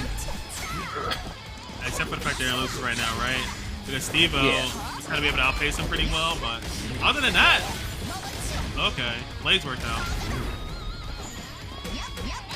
Oh, and empty jump low 2 times in a row, man. Look at this guy. ASAP Ricky just kind of throwing up Bjork here. Bjork being really respectful here on defense a little bit, so ASAP Ricky just kind of taking advantage of that. Oh, okay, empty jump throw this time, and just gets the meaty there. Bjork really trying to find a way out that didn't require using parry, but was not able to find it, as having the 10-frame button made Dragon Knight's pressure much better. Wow, great job from ASAP Ricky, not getting caught by the stagger. Yeah, damn. Yeah, ASAP Ricky has been kind of just going after Bjork's blades consistently, and it's been consistently working out, just going low. I think Bjork is kind of waiting for the overhead. Okay, oh, here we go. Beating the low that time. Oh, actually messing up the combo, though. Okay, back dash. Trying to create some space here. Sword. Sword.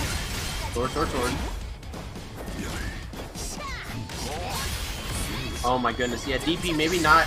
But they wanted their. Oh, that actually beats that setup. You're dead. Oh.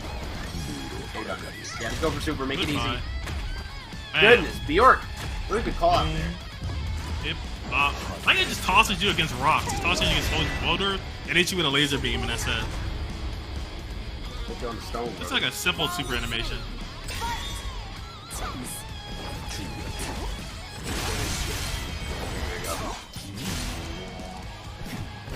Oh yeah, getting away with that because ASAP Ricky is looking for that projectile follow-up.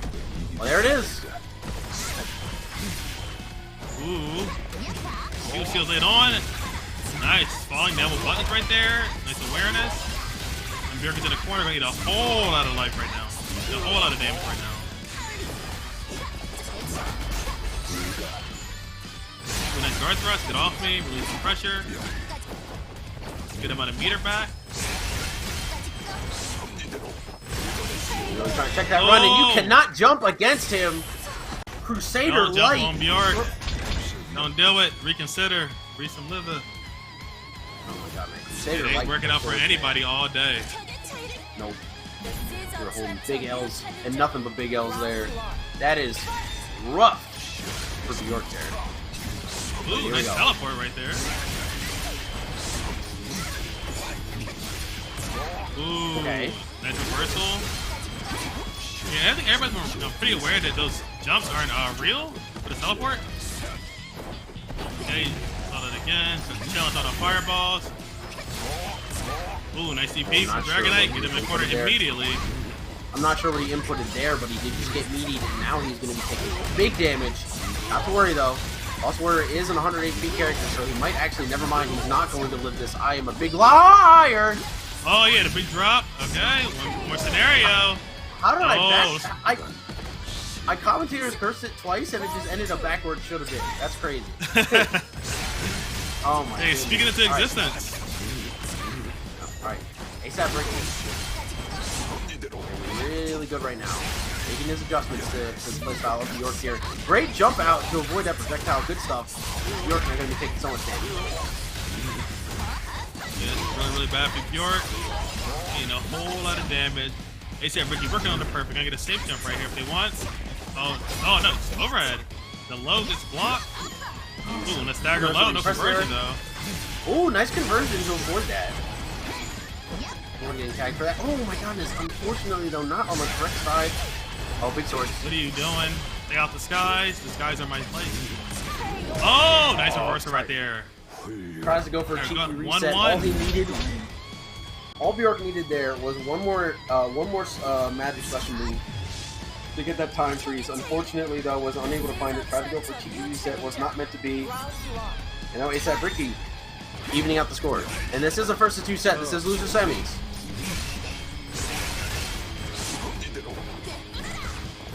You have to be really, really careful with your ASAP Ricky here. You do not want to get caught slipping. Give on one of these special moves. And look at all the white health that has been stacked up at this point. And this is going to be all this damage now. Ooh. It is just vanished from our sight. And safe jump. Oh no, punish! No punish. The punish was just way too late. ASAP Ricky going to go for the good setup here. Bjork towards the corner. You're finally blocking these lows here. Ooh, nice DP for that teleport. Oh, he did it twice! Yeah, conversion, just did it again. Why not? He just did it twice! Oh my goodness, man. Bjork just does not care. One more round needed to move on to losers finals over ASAP Ricky here. Oh, and catches the run! This is gonna be the start of something. Oh, nice reversal. Avoiding the teleport scenario, relieving some pressure. ASAP Ricky got back into this match. Oh, nice. Gonna milk Bjork's health bar right now. Here comes the second loop. One more hit after this one will lead to Bjork's demise. He needs to guess right on this mix-up or else we will be going to a final round. Oh my god, great guard cancel. Uh-oh. Oh, great throw. So close. So close. God, he's just spamming swords right now. He does not want there to be any more interactions. Oh, and you can beat it with that. That was so smart from Bjork. And that is going to be 2-1 for Bjork, moving on to losers finals, getting in the money with that Lost Warrior. Yeah, looking super solid with this Lost Warrior right now. This, honestly, super phenomenal anti-airs. You know, you try to go to the sky against Bjork, you're going to get anti-air. You know, it just doesn't work out. It hasn't worked out for everybody. And I feel like those are scenarios where so much momentum just kind of got lost for ASAP. It's like, what happened, right? What happened? You saw the health bar melt instantly. And like, there were a few scenarios where Bjork in this with a corner and got the Ghost Blade. I'm not Ghost Blade. They got the Dragon Light loop to death, and then they would, you know, lose like 40% health. But they were able to escape that scenario, I feel like, pretty confidently. And I feel like, the early match, like if these up lows, were hitting Bjork a lot. I feel like eventually they were able like to just kind of relax, guess right with a block scenario, and kind of just win neutral from there. God, man, that was just insane. That last punish especially was so good. Just punishing that air dash with the cross-up magic special there. God, goodness, man. Such a good call-out coming out from Bjork there against that option. Really good matchup check as well for Bjork, as ASAP Ricky probably just wasn't ready for that punish. So, really, really good stuff. But now we're going to be seeing Bjork go up against Deceptionz. It's going to be that Ghostblade versus that Lost Warrior. This should be a pretty interesting matchup, and one that I have quite literally never seen before. So I don't know what to expect. Yeah, this should be pretty exciting. So I know Deceptionz, we've seen it like a poke out with a lot of the A normals, control a lot of space that way. We've seen Bjork kind of chill out, full screen away, kind of annoy people, try to frustrate people, try to catch people on jumping scenarios. So I wonder which one is going to win out, you know? I feel like Bjork has like such huge damage with Lost Warrior. So I feel like Deceptionz might have to like play a little back, but if they keep getting early, like hit early, like early match. I feel like that could be kind of dangerous. Oh man, the question mark is coming back. Deceptionz though, coming through, man. Gonna be playing a pretty close set here, I think. I'm pretty excited to see this one. Alright, Deceptionz. We'll see. I want to see what he starts out with against Bjork. I hope it's not a jump. It is not. It was 5B. One thing I gotta say about Deceptionz too, they've been changing up their colors pretty consistently. I wonder if they like something they feel about this color or that color. They've been switching it up so much. It's like variety. Yeah, checking the color counterpick, bro. I respect it. Ooh, okay. I'm liking a little bit of setups here. You can go for a little bit more space substance. DP isn't an option here. For Deceptionz, oh my goodness, Deceptionz is getting caught by the teleport again. Really trying to find his way out of the pressure here, and he is really struggling to find it. Nice, gonna work with delays, going for some stagger pressure. Ooh, they're rolling into some there. swords though.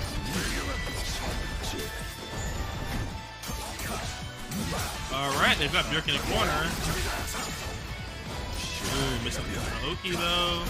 Nice jump in. Try to squeeze as much corner carrying damage as they can out of this. Ooh. Nice throw. Okay, nice throw.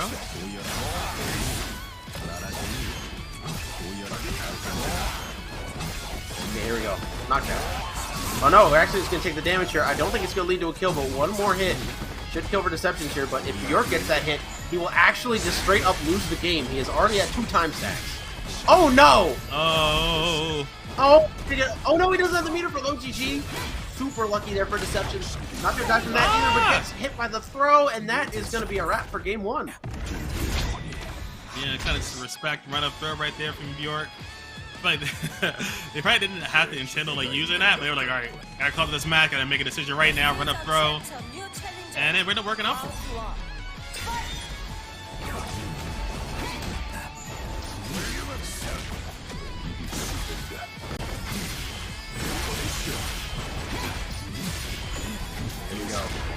Teleport pressure, man. He is just all over Deceptionz right now. Deceptionz does not have an answer for this pressure right now. Okay, gets the poke out though. Alright.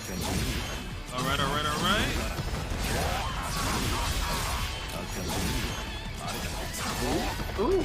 Alright, solid knockdown from Deceptionz. Good Oki right here. And do like delayed stagger pressure. Oh, the swords though. 5B.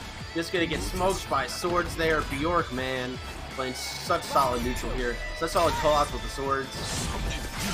Yeah, the sword is a solid, like, poking tool, like, it's phenomenal whip punishing ability. Hey man, that's why I was calling it wall light earlier. It's kind of reminiscent of it, just a lot slower. Yeah, just whatever you're doing. A lot more damage you get off of it, man. Oh my goodness! Oh my god. And Deceptionz is getting overwhelmed right now. It's kind of been blocking, haven't got a chance to play. I don't think Deceptionz actually knows the order of the block strings here. He's kind of challenging with 2As at times where he can really only teleport or only go for that projectile.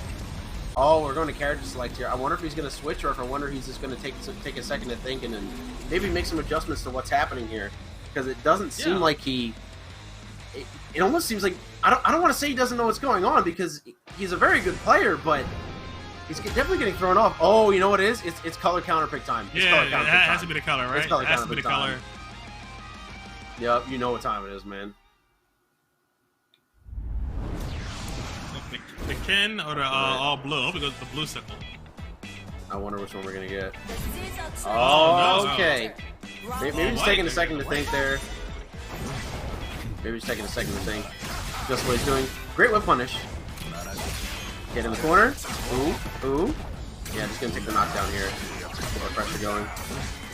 Oh god, man, Bjork's really patient on defense here. Getting these good blocks.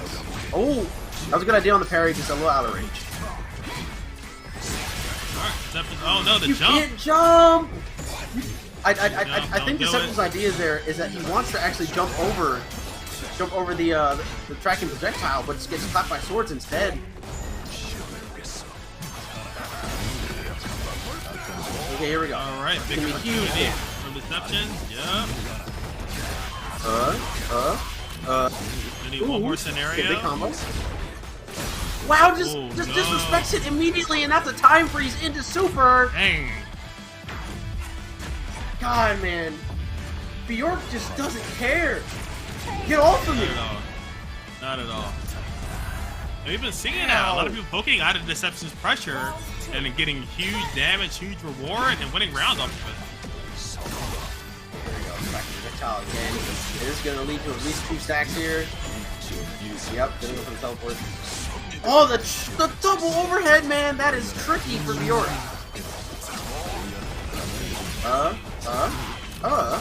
Ooh. Liking the combo here.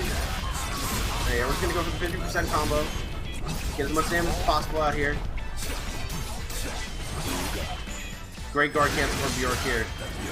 Good recognition they can just do that now that there isn't an opponent on the field. Wow, the 2B actually just smoking the clone summon there, but big hit for Deceptionz. It is going to be a light starter though, so it's not going to lead to a kill. Alright. Oh! He just doesn't give a crap! Oh my god, another throw and that's going to be it. Bjork is just calling out these gaps like crazy. The reactions are insane. Yeah, Bjork is going up 3-0 in losers finals. Looks like we're going to get a run back at the winners final set. Alright. That is crazy. That is absolutely insane. Bjork with a clean 3-0 over Deceptionz. That is not the set that I expected to see. Wow, man. Just couldn't keep up. Could not keep up. Bjork was finding all the gaps in their pressure. They were anti-airing pretty well when Deceptionz would jump. And Deceptionz did get a lot of good hits, but the damage differential was just too huge. So yeah, Bjork is going to take it. Really confident, looking 3-0. They're going into this losers side of the bracket right now in this grand final set. It should be pretty hype. Yeah, man, this is just an absolutely insane development coming out from Bjork, man, playing so well. Now going to finally get his run back versus Stevo, who was able to take a game off of in his last set. We'll see if he's able to do it again, but like I was saying earlier, man, Striker does a really good job of oppressing characters with slower buttons that have to play neutral with her a lot. So this is going to be pretty scary, I think, coming in for Bjork. But honestly, man, I'm not sure that I'm even worried for him because he just seems so confident in his decision-making so consistently that I think he can make it work versus Stevo here if he gets the right read, if he gets that big hit. We'll see if it's possible, though, because he does have to win 2 first of 3 sets in order to win this tournament. So we'll see what happens. And of course, before we go into this grand final set, make sure you check out that match Reno. We've got plenty of codes available. Get the players in there. We got $156. Let's go. We got 33 codes available for everybody in there. Make sure you hit up them codes.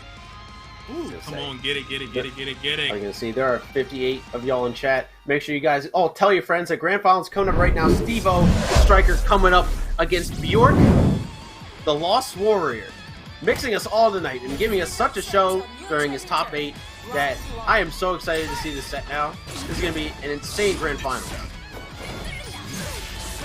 All right. Oh, huge starter. Oh my god, the health is vanishing. That is such a good starter to start with. Oh, was not close enough to get the 2S though. Huge. This is going to lead to a oh, no. Did not, realize immediately he did not have the meter. Backs off, catches the run startup. Oh, that's time. Perfect. Oh, thank God. Perfect Dominant KO way to come inside this reset. Oh, my God. Start it off. Bjork is running with the momentum. Yeah, Bjork is angry. Bjork went down in the winner's final side. I'm not on winner's final side. Winner's semi side, and now they're hungry. They want the revenge against Stevo. Tried to call out the stagger again, catch the run up, did not work out for Bjork this time. Oh, goes for the, oh my God, dude. Yep, and this is the problem. If Bjork takes one hit, he's gonna have to take that instant overhead mix-up. One of the 4 characters that just gets straight up hit by that. So Bjork really is going to be struggling on defense here, but if he can just keep that advantage, he will be able to make this work. And immediately starting off with a big start. Too far away again. Oh no. Super, super strong right there. Super dominant for Stevo. Again, the overhead. Just tapping on their head. Tap, tap, tap, tap, tap, tap, tap. Oh, lazy down now too. And going for the low option there, actually using 5 and that's a much better starter than going for that 2A. And leads to a much bigger reward, which means no matter what option he goes for, high or low, he's going to be getting enormous damage for his hit. And Stevo going to be taking that first game. Yeah, like the super, super dominant. We see so many momentum swings. Like the last 2 rounds swung in Stevo's favor. All right, they're trying to seal this out as quickly as possible. And again, run up right in your face. So disrespectful. So violent. Angry. Oh, wow. Counter hit, cross up dive kick right there. Oh, too far away to actually go for the overhead here. Giving Bjork a chance to play the game, and that trade actually not going to lead to a combo here. What a great poke out coming up from Stevo. Wow, I'm not sure what Bjork pressed, but he did get smoked for it. Oh, wow. Okay, big starter. Which knocks up. Gets full cream positioning. Anywhere that's safe. Oh. And this is going to lead to a kill. You're 100% dead. 100% dead. Time freeze. 2S. Yes, Stevo had 2 hits, but the 2 hits didn't kill, and it leading to like a big conversion at the end there. So yeah, Bjork was able to take that back. And that slowdown was such an immediate threat, such a really strong closeout option. And Bjork always has those seals on lock. Oh, nice. Oh, calls it out that time, gets it. Ooh. Okay, here we go. 50% there immediately for Bjork. Needs 1 more hit in order to close this round out. Literally only needs to land 1 special move even to just close this round out. But Stevo is looking for that big hit, and this might lead to a kill. Oh wait, no.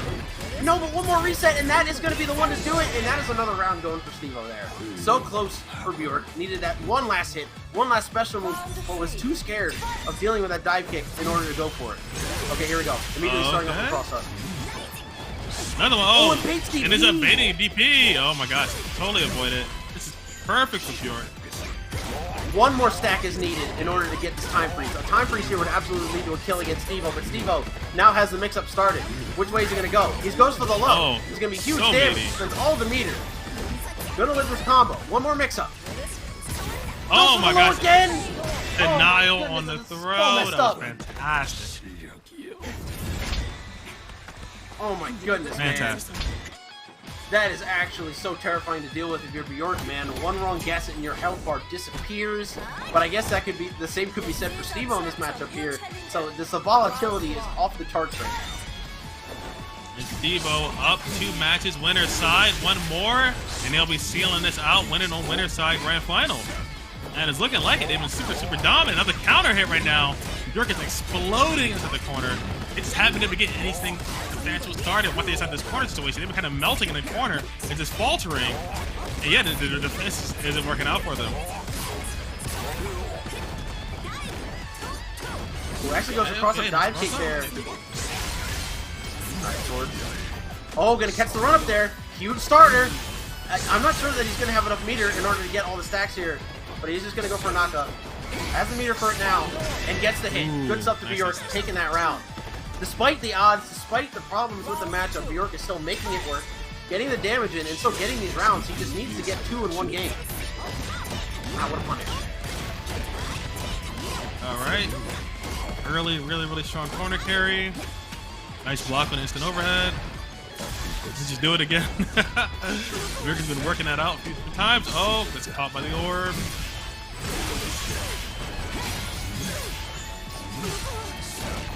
Oh, and catches it, and this is gonna be the round for Bjork. Bjork getting a game on the board. 2-1 set now, still Stevo favor, but Bjork now running with a little bit of momentum. Alright, alright, alright. Looking so crazy right now. I'm just trying to figure out, like, where do the players need to make adjustments? I feel like this is a lot of early match scenarios, and Stevo's been winning a lot of them. I mean, your main adjustment is to just be right on defense, because if you're not right on defense, you're just gonna, on Bjork's end, you're just gonna die. And it looks like Stevo actually isn't going for the instant overhead mix as much this game. There, never mind, there it is. Found it. Yeah. Bjork also hasn't really represented parry yet, but I feel like that. But I feel like the way Stevo's structuring his pressure is kind of impossible for him to. So here we go. Yeah, there's a 5A with punish. Gonna kill here. In the DP. Yeah, finish that off. Okay, one more round for Stevo, and he takes the tournament. One more round. But Bjork has made harder comebacks before. Ooh. Okay, here we go. Look at this big combo. Gonna lead the 3 stacks there. Gonna reset mid-screen. Alright, that's guard thrust. As the meter. Working with the corner slowly. Oh, too far away yet again. Needs to be close enough and cross up there for that to work. Bjork now put in the corner against the scariest mix-up for him in the game. Blocks the low this time. Oh, nice block from Stevo. Oh, wow. They were aware of that mix that they've been doing with the double conversion. Oh, gets out. Bjork's able to escape, though. Oh, and punishes the run! This, I'm not sure that this is actually going to kill. Does not actually have access to Awakening here, so he is going to need one more hit. Oh, big trade! Run right up. Oh, nice. And catches the run yet again. Bjork playing so clutch right now. Round 3. Alright, Bjork needs this round to stay alive. Alright, cool. Slow him out, poking it out, making it into space. Trades with the dive kick. Okay. Oh, slight little tap on the head. Ever so lightly. Oh, actually gets under the dive kick with that. That was incredibly good for Bjork. Gonna get some stacks on here. But gonna save the meter. Wants to save it for the next hit, so the next hit will kill. And that will be the one to do it. Maybe. And that's it. Yes. And we're going up 2-2. Barely get the meter for the follow-up. Stevo versus Bjork. Game 5 here of the first set. Will Bjork be able to clutch this? He's slowly grinding away at Stevo's patience. This is a new challenger.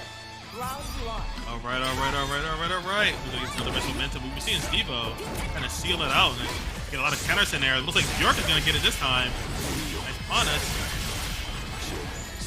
Yeah, looks like they've been just kind of calling out a lot of the gaps. Okay, big counter scenario right now. Stevo. Okay. Stevo with a big hit. Good lead to the big mix-up. Yep, it's an overhead. Yeah, this is a scenario that just as scary. losing quickly. Yep.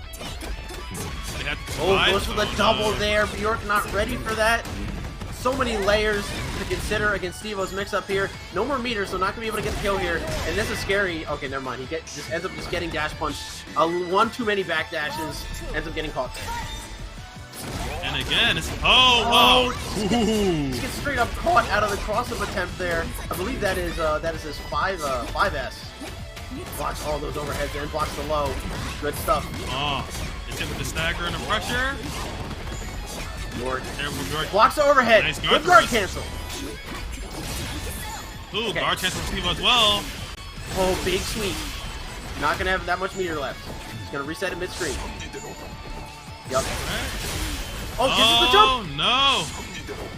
Oh no, not enough meter to convert again. And goes for 2 and it's over! What a hit confirm, dude! Oh my god. He was so ready for that run up, man. Bjork knows how to take one successful situation and just run with it. And we got only reset or win for Stevo. Which one is it going to be right now?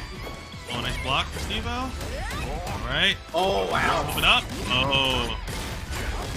This is not good for Bjork here. This is final round. You do not want to be put in this position in the corner. This is going to do so much damage. Damn it. Guess for your life. Oh, and gets and caught it by gets the wrong. Toy scaling is too bad. He's not going to be able to do it. Good guard cancel. So much meter on the table here for Bjork. He can still make this happen. He can still take us to a second set. Oh, he just gets dumped in the mouth. Stevo takes it. Your winner for Shadow Royalty number 4. Looking fantastic. Coming in with the striker. Opening him up with all these huge counter conversions versus Bjork, and Bjork did phenomenally well coming in at second place. It was looking so dominant. It was like so close. It's like, are they gonna win? Is it gonna come back? Are we gonna see a bracket reset? But oh my gosh, Stevo takes it. Bjork coming in second. Deceptionz coming in third. Oh my gosh, this has been a super hype tournament. This has been a phenomenal tournament. Gonna end on Striker. Goodness Lord, bro. Oh, Stevo, so playing that so good. Bjork made it so close by the end there. Literally final round, but getting put in that dangerous situation by Striker was just too much to bear. And then by the time he was finally out, all Striker needed was one more little dash punch, one more little young game, and going forward, man. Just one more. But just one. God, man, that was so good. Oh, yeah, that was super sick. Super switching back and forth. It was just so much momentum shifting, and you know, we saw Bjork going in with the anti-airs. We saw Stevo constantly forcing Bjork to deal with those high-low scenarios. And I feel like at the end of the day, it was just too much to Bjork, and they just got hit with low, and then they end up getting open up. So yeah. But yeah, that's pretty cool. But really impressive. Yeah, Bjork with a really impressive showing today, coming out at second place at this tournament. Honestly, he's one of the first Lost Warriors competing that I have ever seen. So you know what? Good stuff, man. You did it. You proved us all wrong. That character can do something. I was completely convinced that he couldn't because I hadn't fought in a good one yet. But you do mad work, man. You keep it up. And you come back next week. I want to see you next week. I really want to see some more of that Lost Warrior, man. But that, guys, that is going to wrap it up for this tournament. We are going to be hosting one again, same time next week, guys, Wednesday at 6:30. So make sure you guys go and register. Probably going to be smash.gg/robdnf5. It's usually what it ends up being. And once again, guys, make sure you guys go out to Summer Jam. Make sure you guys check that match arena one last time before you guys leave the stream. Make sure you claim all those codes so everybody who got top 3 today can get paid out as much as they possibly can. And that's going to be it for us, guys. Thank you all for watching. We really appreciate it. We'll see you same time next week. Catch you later. Later. Shout out. Oh, shout out to Stevo. We're raiding you, boy. Catch those viewers, baby. 40 plus. Let's get it. Coming in there hot.